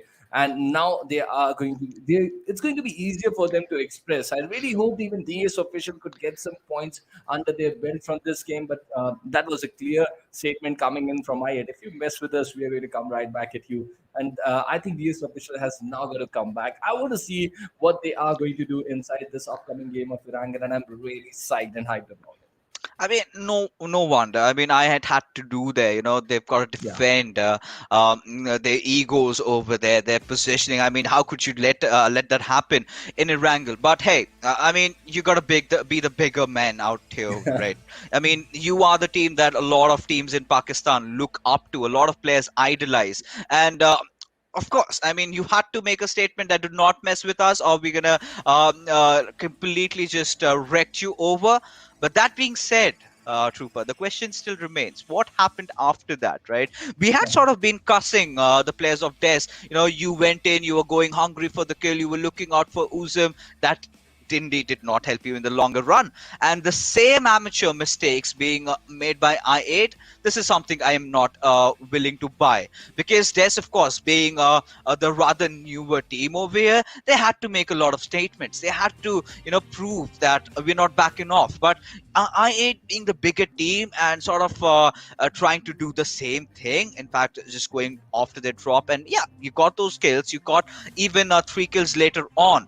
You did manage to get 7 kills out of that. But at the bigger picture, looking at the bigger picture, what did you get out of this particular game? You completely lost your rotation. You completely had 2 of your players being caught off guard. I mean, yeah, every single team does not, wake up at the right side of the bed every single day. Now, today is certainly not I8's day with the way they've been performing. But under what circumstances you can even do better, that is something that they're not doing, and I have to cuss them for that, because I would expect them to do their usual rotation, right? Head off to Lakabi, play around that area. You're more comfortable, you know where teams are going to be rotating. So them not doing that sort of hurts me, because I've seen these lads pulling off such big plays. And talking about the big boys, we gotta mention the Billy Boys. And my oh my, they've always brought a smile. I don't know if it's the name or it's the game, but indeed the Billy Boys did win Sanhok. Yeah, and Hawk, we have seen him multiple times, like Hawk and Hulk, and even Anonymous. We have seen them put up some amazing fights in the group stages as well, and they're continuing the good work. It's the hard work that we like, Fixes, and that is absolutely showing off over here. Coming back to that IA-DS scuffle that we have on our hands today, I just want to see either two of the things that happen in this last angle. Either DS official go for military base this time, or they leave I8 completely away in this scenario, because they have surprised I8 once. I8 is not going to fall for that military bridge situation once again. So if you want to make a statement, that written statement, go inside military base, wipe I8 off. Otherwise, just keep and stay away from them, at least for this upcoming Erangel. Come up with a good strategy tomorrow if you have not already prepared it, and then maybe hurt them again. But for now, you need points. That is very important, DS official. Otherwise, this small cameo, everyone is going to forget. Get some points. Go ahead inside the overall standings. Indeed, and I mean, I'm really excited for it. But right now, we gotta push for a short little break, because coming right after is gonna be the last final game of Erangel. Are you keeping it real? I'm calling shotgun, wanna see my baby run. Oh, what's the word on the sea? Kicking up the dust, you know what I mean. We got a good thing going. We got a good thing going on. Zone 4J, official partner of PUBG Mobile in Pakistan.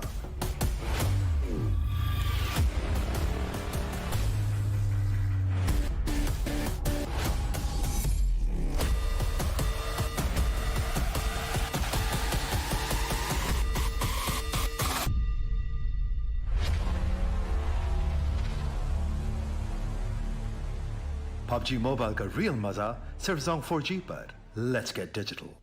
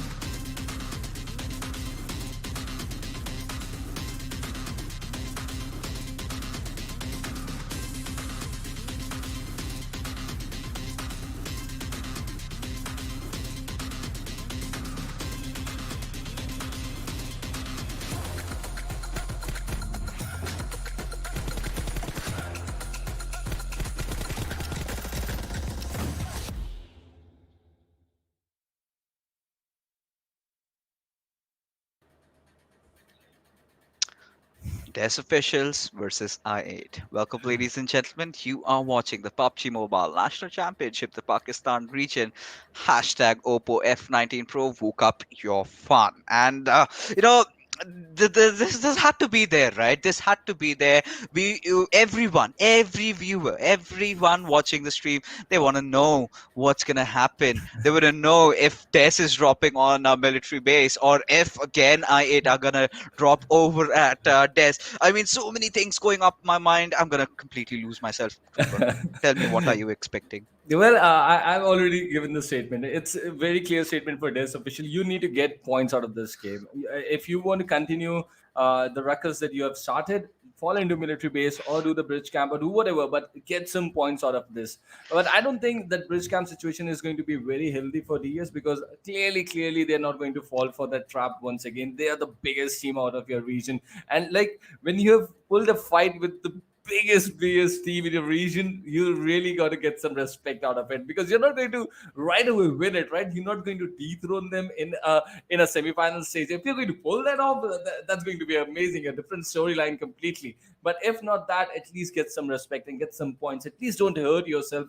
At least don't hurt your long run inside the tournament, and that is only what I would suggest CS official. I mean, I think that is something that I would impart or say to the players of I8, right? Because they've got even bigger stakes, right? Yeah. And them going for this, of course. I mean, you might come up top, but then again, that is casualties are something that you cannot afford every single time. I mean, this time you were lucky; you got off with all your four players. Des could not do much. I mean, Trinder was almost taken down. If, hadn't Uzan just pitched in and revived him over there, they would have had to play with three players. And we did see what happened, when they were pushing on towards those warehouses. They did get caught off guard. But that being said, ladies and gentlemen, gotta thank our network sponsor Zong 4G to make all these games happen. And now we've always been telling this, right? If you're facing internet issues back in Pakistan, which is really something really prevalent in India as well, I mean, might as well get yourself these network providers, because we do not have them over here. Maybe in the future they make sure they've got special packages for all you PUBG PUBG Mobile players out there, even you're playing this or any other battle royale, they make sure you have the optimum ping just focus on the game itself and not worry about those network issues happening. That being said, Rupa, well, looking at this flight path, what are you suggesting? I'm just watching if DS official is going to take an early jump, or they're just going to move towards a different path.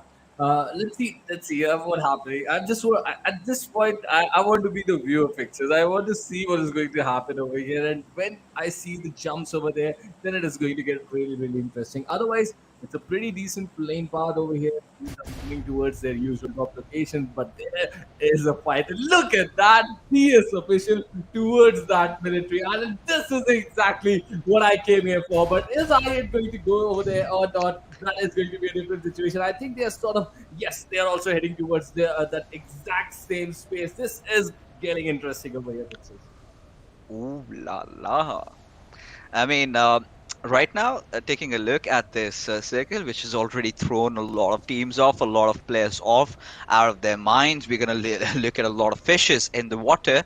But that being said, I think Des Oh, and yeah. I8 are kind of sort of, having a mutual understanding over there. Both of them are, of course, heading to their own desired drop locations. Now, we've got NFP Okay. Sky in contention over there. Now, I8 is not going to have a lot of trouble in getting off to their military base, but Draco apparently has been knocked out.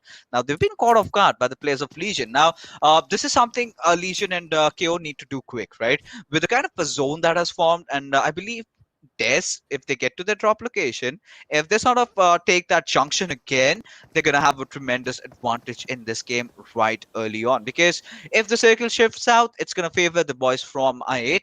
But if it goes towards northern side or maybe around the bridge, that's where Des can flourish. So once again, the bridge is inside the equation. Let's see if both the teams are going to be there or not, and that only time will tell. For now, this early altercation inside Yasnaya Poliana has got no points for either of the teams, but I8 sort of still making their way towards the military base, and there are a lot of eyes on them. There are always a lot of eyes on I8, but today there are a lot of eyes on how they're going to cross that bridge as well. Because I'm going to keep a very close eye. Are they going to check that flank, or are they going to go away right the way they charge in towards the bridge? Because they've always been confident, at least inside the Pakistani region. I was always surprised that how come a team is always so confident crossing the bridge, and this is the reason why they've always not allowed any team to sort of cut that rotation and always sort of overpowered the team that has always tried to do that. That is what I'm anticipating and calculating the way they have reacted to against DS officials, but they are under challenge right now. Let's You see know, how things are going to shape up. yeah, absolutely. I'm not gonna complain whose ego is getting foiled around, whose ego has been challenged. Because come on, I mean that's something you should be always anticipating, right? When you cross over the military bridge, and Yeah. this time it was Test just taking them down. I mean, that's the gist of it, right? Nothing big. But what really followed up later? Well, that was a perfect response given by Yeah. I8 over towards the players But of fix it. Test. Sorry, some other day Yeah, that might be 1952. We are seeing that. exactly. Yeah. Exactly, that is where I was coming at, right? When you Yeah. play international tournaments, I mean, not just 1952. Now, you try to cross over the Novo Bridge, it's gonna be, BTR. God freaking BTR waiting for you over there, and you cannot really just drop over them every single time. I mean, teams have done that. Teams have even punished BTR for that, and we are Yeah. seeing that downfall from BTR right now. But then again, it is BTR at the end of the day. You can never rule them out. You can never Exactly. undermine their authority, their control over their own drop spot. Now that's it. You've got to look at the bigger picture. All right, you've been spotted out, and that is something like you mentioned, Trooper. I completely agree with what you just said about I8 not being contested at the bridge at all. I think the only reason that might be is that everyone knows they go off towards the military base, and no one ever thought of contesting them over there. And that is the reason why they were kind of lurking around fearlessly, and they were not really caring anything about having a possible threat. Right now that Des have made them feel vulnerable, I think that has sort of poked them up a bit. Now with the way this particular circle has been formed, I think even the gods of PUBG Mobile would want another skirmish between these two big teams to find out who's the better one. How do you hold off? How do you play? But overall, I mean, we gotta look at the bigger picture. It's just not about Des and I8. It's about the other teams as well who are really performing well.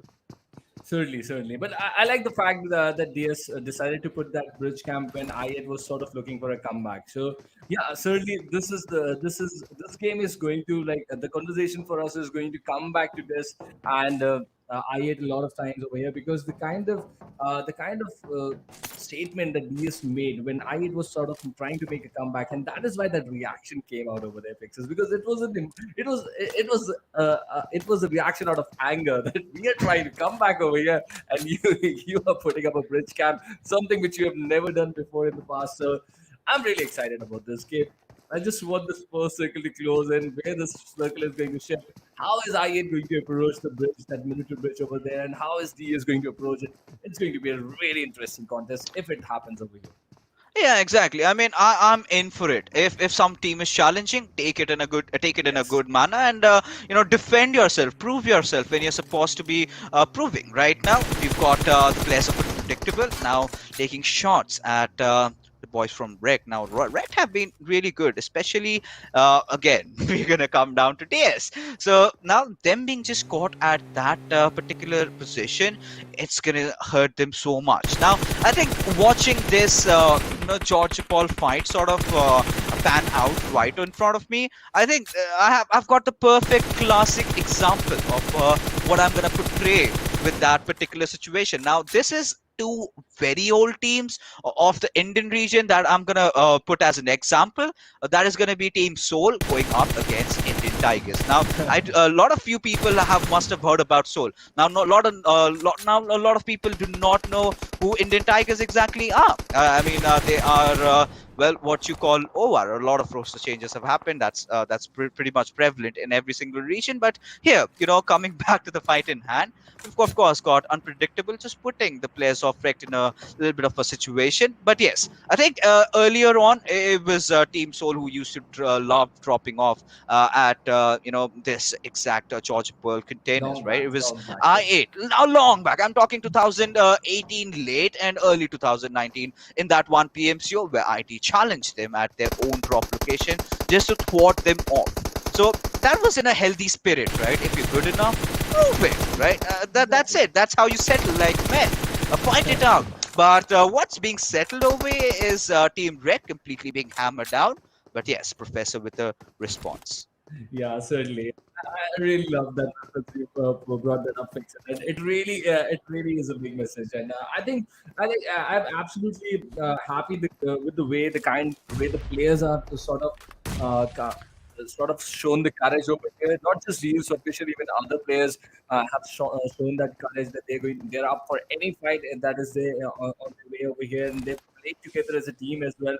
And oh, look at that! A player just falling down over here from the vehicle at this point inside. Oh, that's a different 110. The tire 110 over here, but unpredictable getting picked off over here.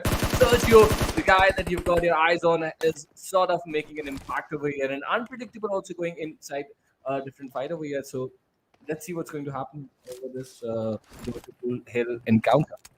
Yeah, I mean, kind of really weird as to how this fight really came up because unpredictable were the ones who had that upper edge and eventually they decided to go in for the push and they were shot right at their face with just Shroud and Rex being the last two survivors. They've got to escape. Now coming back, we're talking about Soul and IT, and back then no one knew who IT was, where they came from, but they established their domination, and today look at them. I mean, they're the reigning conquerors, the biggest names. One of their players is playing for Team Soul itself. So that sort of describes, even if you're a small name, even if no one knows you, if you are determined, if you put in the efforts, one day it's all gonna be about you, and that is where hard work leads you to, right? Might be the No, start for Des, right? I'm completely open to any kind of fight. Gonna say that's what I absolutely. want to tell in a nutshell over here. That could be the perfect story that can motivate the entire region fixes. And I absolutely love the way you've just showed the example of that hard work, because clearly that lad that you're referring to has worked really hard, and that is why he's enjoying on the glory right now. And I absolutely would love to see anyone from DS officials sort of making that transition and just going in a similar path that they region is going to be a wonderful. It started right as over here. Now, DS officials under the radar. Shots being taken from random four. They're getting closer to the bridge fixes. This is the compound very close, very, very close to that military bridge. I8 already on the bridge. They are sort of trying to cross it. They are just being a Oh. bit cautious right now. Look at that. They're holding on to the bridge. I like it. This sort of an attack coming because of the last encounter on that bridge. But now they've checked it. Now they're crossing the bridge. So clearly, we're not going to have an altercation on the bridge against this official this time. So I really hope this official is sort of setting up a trap just by faking it and not coming onto the bridge this time. And they certainly appear later in the later stages of the tournament. And that is going to be the situation over here. Look at how cautious I8 is right now. Stopping on the southern part of the bridge, or they're stopped on the mid side of the bridge, and clearly there is no DS official. All right. I mean, I could not understand the logicality, but Rafe just falling down and getting knocked, but it's okay. But again, I think now I8 have awoken. They are making the right moves over there, which was sort of needed for them to come back into the tournament. Now, considering the fact that I think they sort of have waved that olive branch, not really wanting to contest against I8 in that bridge camp, but now if you have to talk about how the things are going, it's not going to be about I8 and Des anymore, right? Yeah. Now the way the circle has shifted, I think we're talking about this Pachinki circle. And look at QWERTY already closing in on Quantum Rage Weekend. Of course, we'll be taking a few shots, and we'll find the players of QWERTY in a really precarious spot. Now if they sort of can spray down onto it, that McLaren can do some hefty damage, but Weekend needs to make sure he doesn't overextend, does not get out of cover. I think which he's done that, a sign of a good sound play. Yeah, certainly. And the second circle closing in, fixing already just a lot of traffic that is heading towards Pochinki and the nearby hills. That is a really good sign, and we're heading to a really amazing game, because look at this, already 16 teams alive over here, 59 players, and this is just the 13th minute of the game. And I'm absolutely loving how the intent of the players coming in, not just from the big lads, the underdogs as well, who are just trying to make an appearance onto the stage. But look at this. This is an interesting shift. If there's Oh. another hard shift towards that side, this is going to be an amazing Erangel game that we are heading into right now. All right, so we've got the players of Portal Esports really going big against Random 4, but one of the players being taken down. Unpredictable out of equation. Finally, they've got to meet their makers, but that does not really mean that Portal Esports are safe, because Hasnath, he makes sure he gets that last head. And Random 4, surprisingly, they've eliminated Portal Esports. I mean, beautiful plays coming out from Hasnath, and Random 4 have always been a sort of a squad that is not really visible. They kind of like to lurk in the shadows, and then I think that's where they decide if they go big, it's fine. If they cannot, well, it's not the mistake. Random 4 was a team that was lurking around in the hashtag 16 mark. The only team that was below I8 in the overall standings, and they have picked off Portal Esports some good kills over here. So let's see if the day might just go in a completely different way. I8, if they get eliminated early, they are onto the risk of finishing this day onto the 16th spot. Do you think, Fixes, that is a possibility over here? I mean, it is, but I think we've had that trend where I8 loves taking the final chicken of the day, right? They've done that throughout the group stages, and I wouldn't be surprised if they pull that one off, because I think they were like those.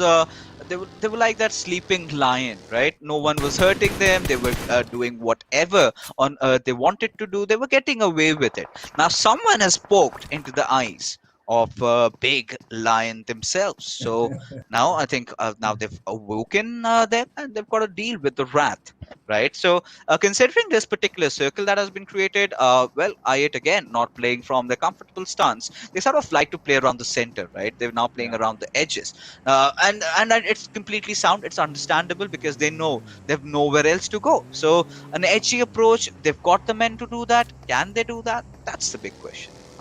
Really, really, that is going to be what we are heading into. But look at this. This is an interesting move from DS officials. They're getting shot at from behind, but they have deployed people back towards that scattered compound. So clear intention coming in from DS official. They want to keep their numbers intact. They want to enter the final circle with the majority number of players. So that's a really smart play coming in from the IGL over there.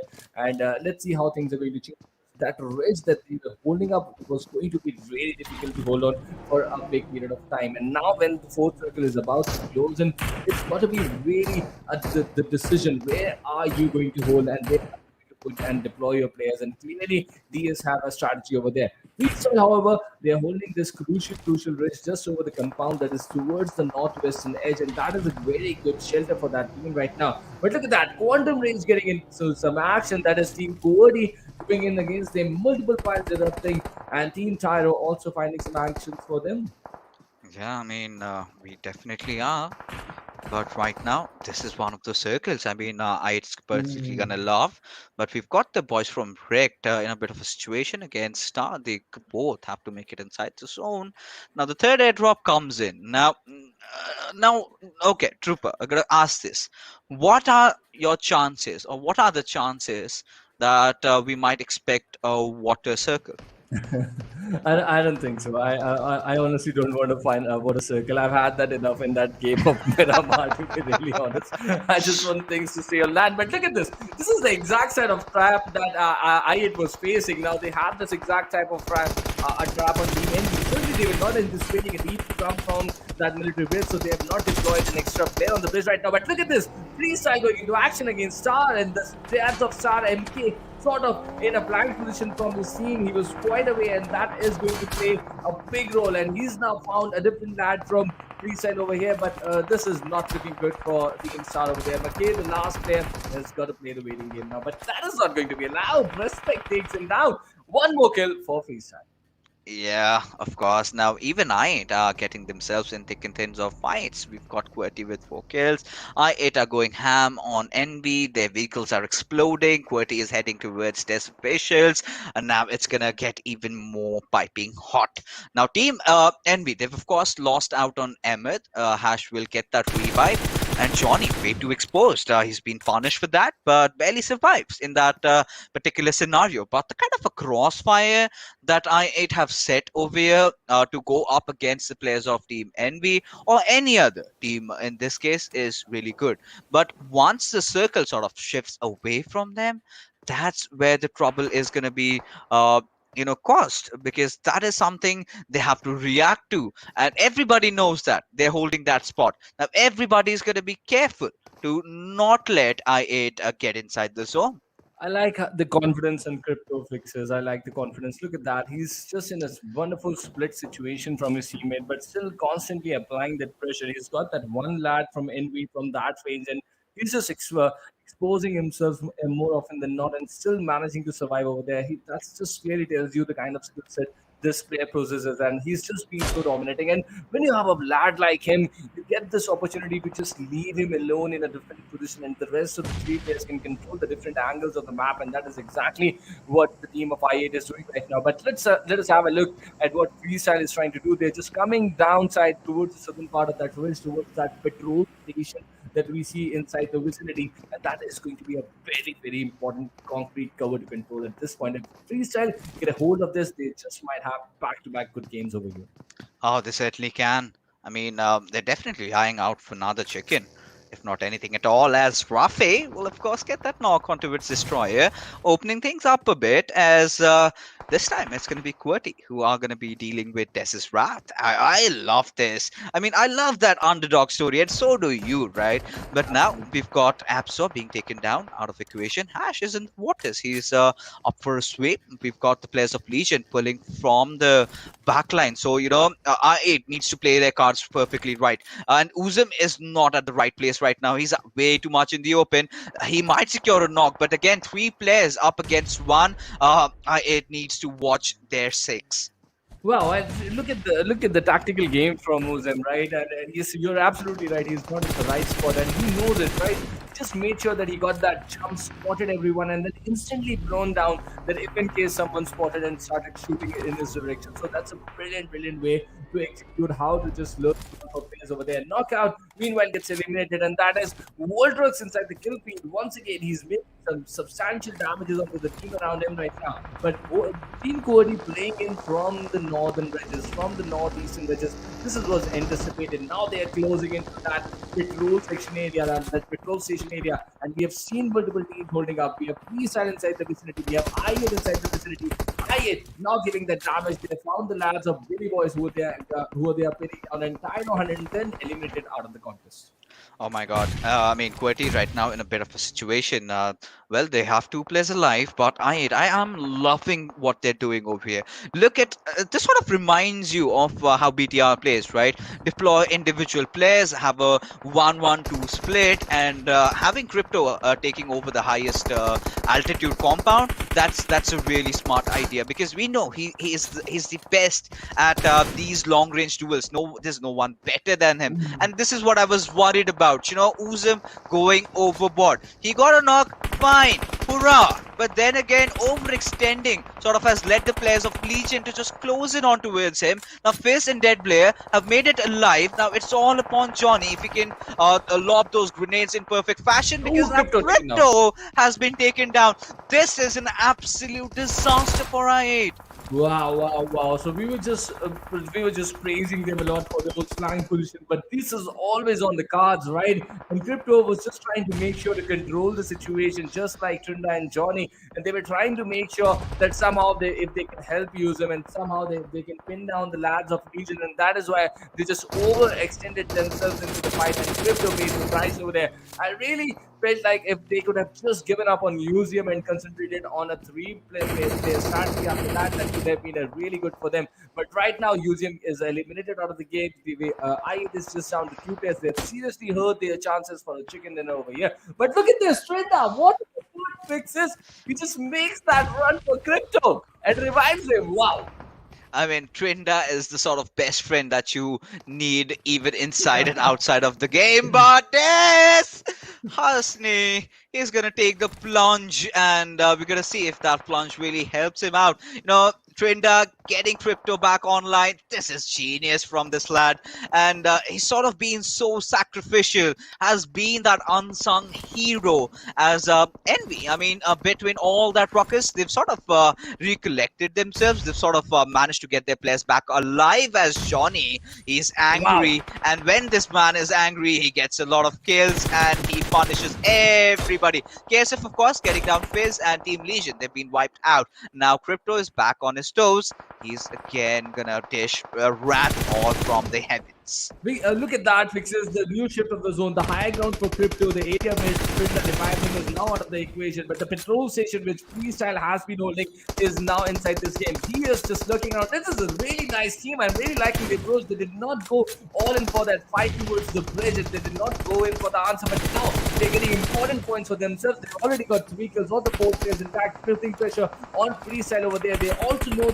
they are also aware of the fact that there are teams that lurking around towards that higher end, and that is going to be the situation for DS. How are they going to deal with it? Can't get picked up. This is Crypto who's hit him from that range over there, but there's not a lot of problems. He's going to get revived so easily. But Crypto, he's got to make sure that he leaves that open space, that high ground over there, and you can see them going into that movement now. They're just closing in, no rotation. They are not regrouping with their teams. So I8 is holding 2 split situation, 2 multiple angles inside this final circle over here. Trooper, look at Hasnat. He gives no no crap to anybody. He's out in the middle. He's just inside the waters on the pillion seat. He's just popping off first hits. He's just enjoying, death and destruction, kind of completely hovering around him. He knows he's not gonna engage. He does not want to be a party to any fight at all. He's wavered that olive branch. But QWERTY, that being said, have been eliminated from the game. Now, DES officials really have a very good position for themselves. It's all about just holding at that particular area. I mean, the kind of bridge they've got, that's perfect to play around with. Now, Crypto having taken down Oreo, Myth is going to trade him off. Now, this is something big. This is something huge. With just 20 seconds remaining before the circle starts closing in. Now, this is a big blow to I yet again. Now, the players of Freestyle, they do have the better of the circle. Des need to make a run for it. Or no, they're rather safe as well. Now, I think Hasnath has been spotted. He's been heard of. I mean, he's been swimming. He's been making those splashes through the water, and Des are due to note it. Lucky for Dest official that the Hasnath has been removed from that equation. But look at this big nade coming in from Malik, taking down multiple players. 3 players down. Kudos, courtesy to that nade, that big nade coming in from Malik. DS official have been opened up completely. And let's see how Freestyle is going to try and dominate them now. On the other side, Cooper is the last guy standing for his team. Look at Freestyle just rushing in over there and eliminating DS official. On the 6th spot, we have still got 5 teams fighting on over here for that all important 15 points. But this is a big nade coming in from Malik and DS official. They were playing a decent game and eliminated now. I mean, it was so much about I8 that we completely disregarded as to how good the players of Freestyle are playing. I mean, look at them. 14 freaking kills already. Now, very close. I think this is chicken dinner confirmed for them. There's no chance on earth out of this particular situation alive. They're just waiting to meet their makers, and this is exactly what we were talking about, right? Freestyle pulling off a comeback, living up to the momentum, living up to the hype. Now Freestyle do know there's just Vaz right in front of them, and they can do whatever on earth they can to take him down. And Gully Boy, he makes those ballsy plays. Freestyle getting one more in the bag for them.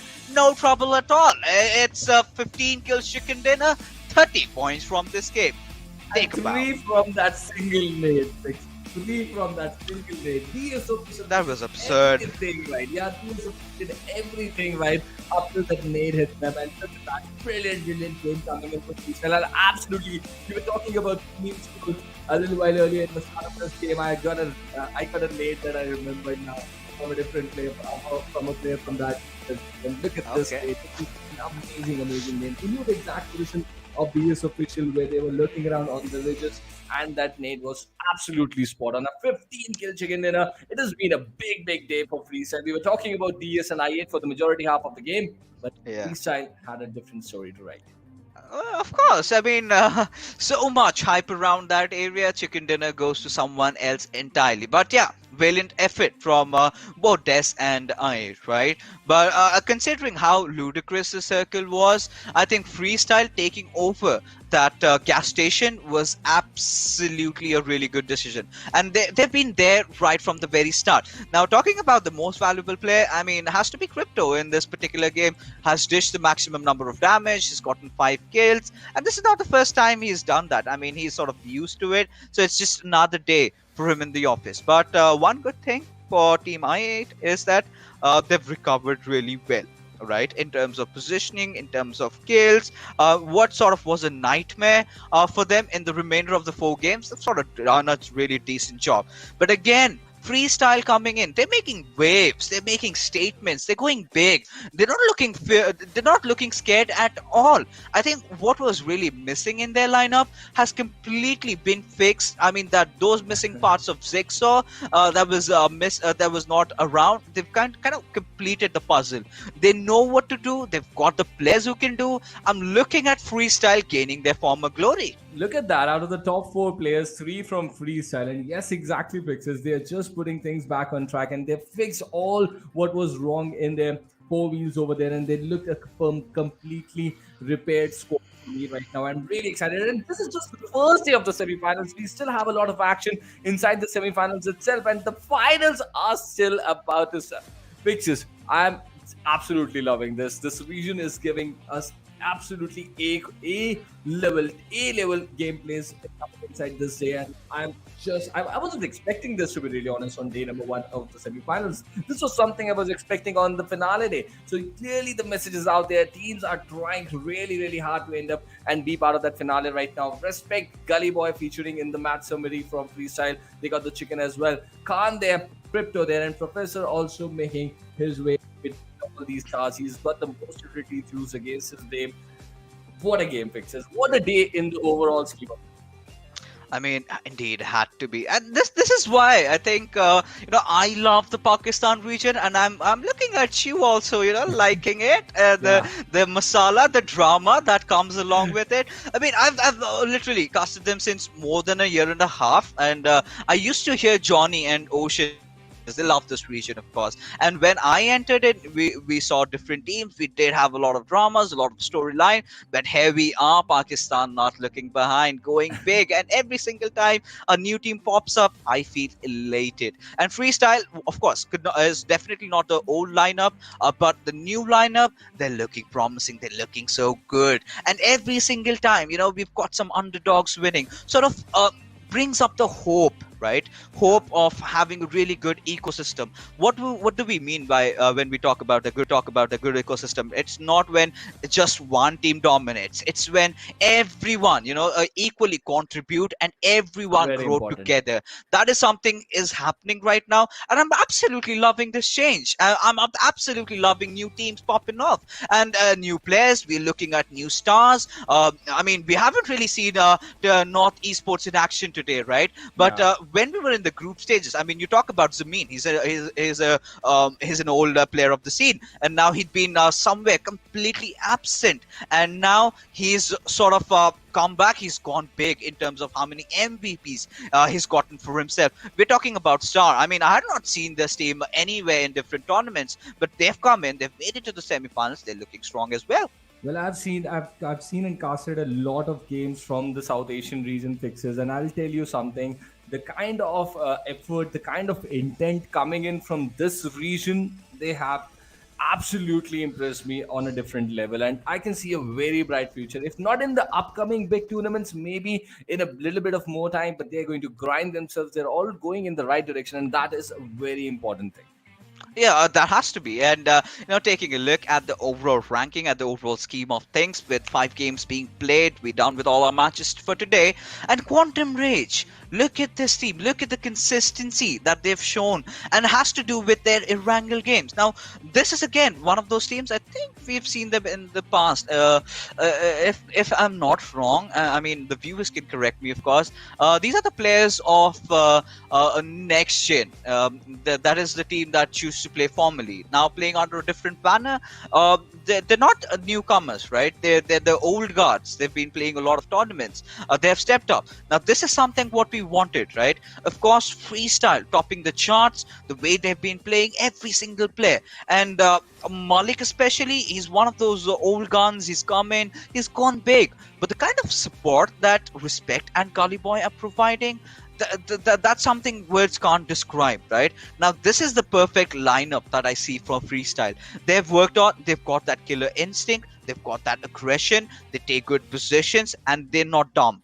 They're really smart when they engage, and that is something they have established when they won the last chicken dinner, right? The previous Erangel chicken dinner, they were really quick and witty in letting the other two teams fight while they sort of revived Malik. But if you take a look at the overall readers, I mean, the big man himself, Malik, 17 freaking kills, and Respect nowhere lacking behind, 13 for him. But this is where new players come in. Dead player, we've got Vaz. All right, Voltrux is an old guard. QWERTY have done their job. But this is what we wanted, right? New teams going At big. the start of the day, we that were is what talking we that the love. team that Yeah. is going to play good Erangels is going to top the charts, and this has clearly been the story, right? Freestyle winning 2 Erangels out of the 3. They've clearly come up with flying colors over here, and I was really impressed with the other teams as well. We were talking a lot about the underdogs. Look at Quantum Rage, Vaz over there, Dead Player appearing over there, Adil is appearing over there, Flex from NB over there. So a lot of teams, even Hunter from Unpredictable inside the top 10 today. I'm absolutely I'm impressed completely because I'm just waiting for how the match number 6 is going to start. It's going to be a different lobby for sure, but I think the intent is not going to drop down at all. But this is absurd, right? 40 kills just in their first day out of their 5 games. So they're sort of averaging around 8 kills per Yes. game. That's ludicrous, right? Eight Yeah. kills for a team every single game. Amazing. I mean, but then again, the storyline says QWERTY, they're doing good, but they certainly can do better. Now, they have completely been shut down, but again, they've also got that standing chance because, we've always been dreamers, right? We always seen this happen in the Southeast Asian tournaments where BTR comes in every single day. They come the first day, they completely, wet their beds, but the next day from 16 to first, I do not know how do they do it. I do not know if they're magicians or they're really crafty, but they somehow pull it off. And if someone can pull that off in this region, has to be I8. But that being said, ladies and gentlemen, we are done with all our matches of the evening. We're gonna call it a night, and we'll see you tomorrow. So you don't forget to tune in. Till then, take care, good night, and love you all.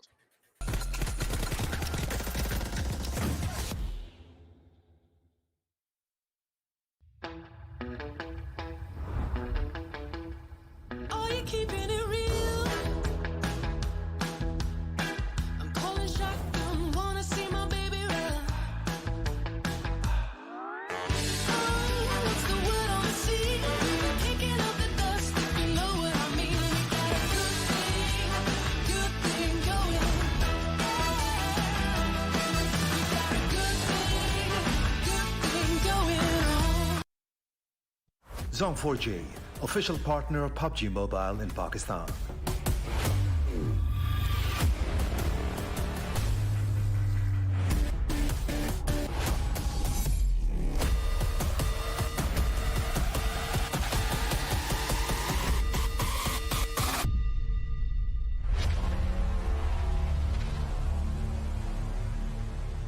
PUBG Mobile का real मजा सिर्फ Zone 4G पर. Let's get digital.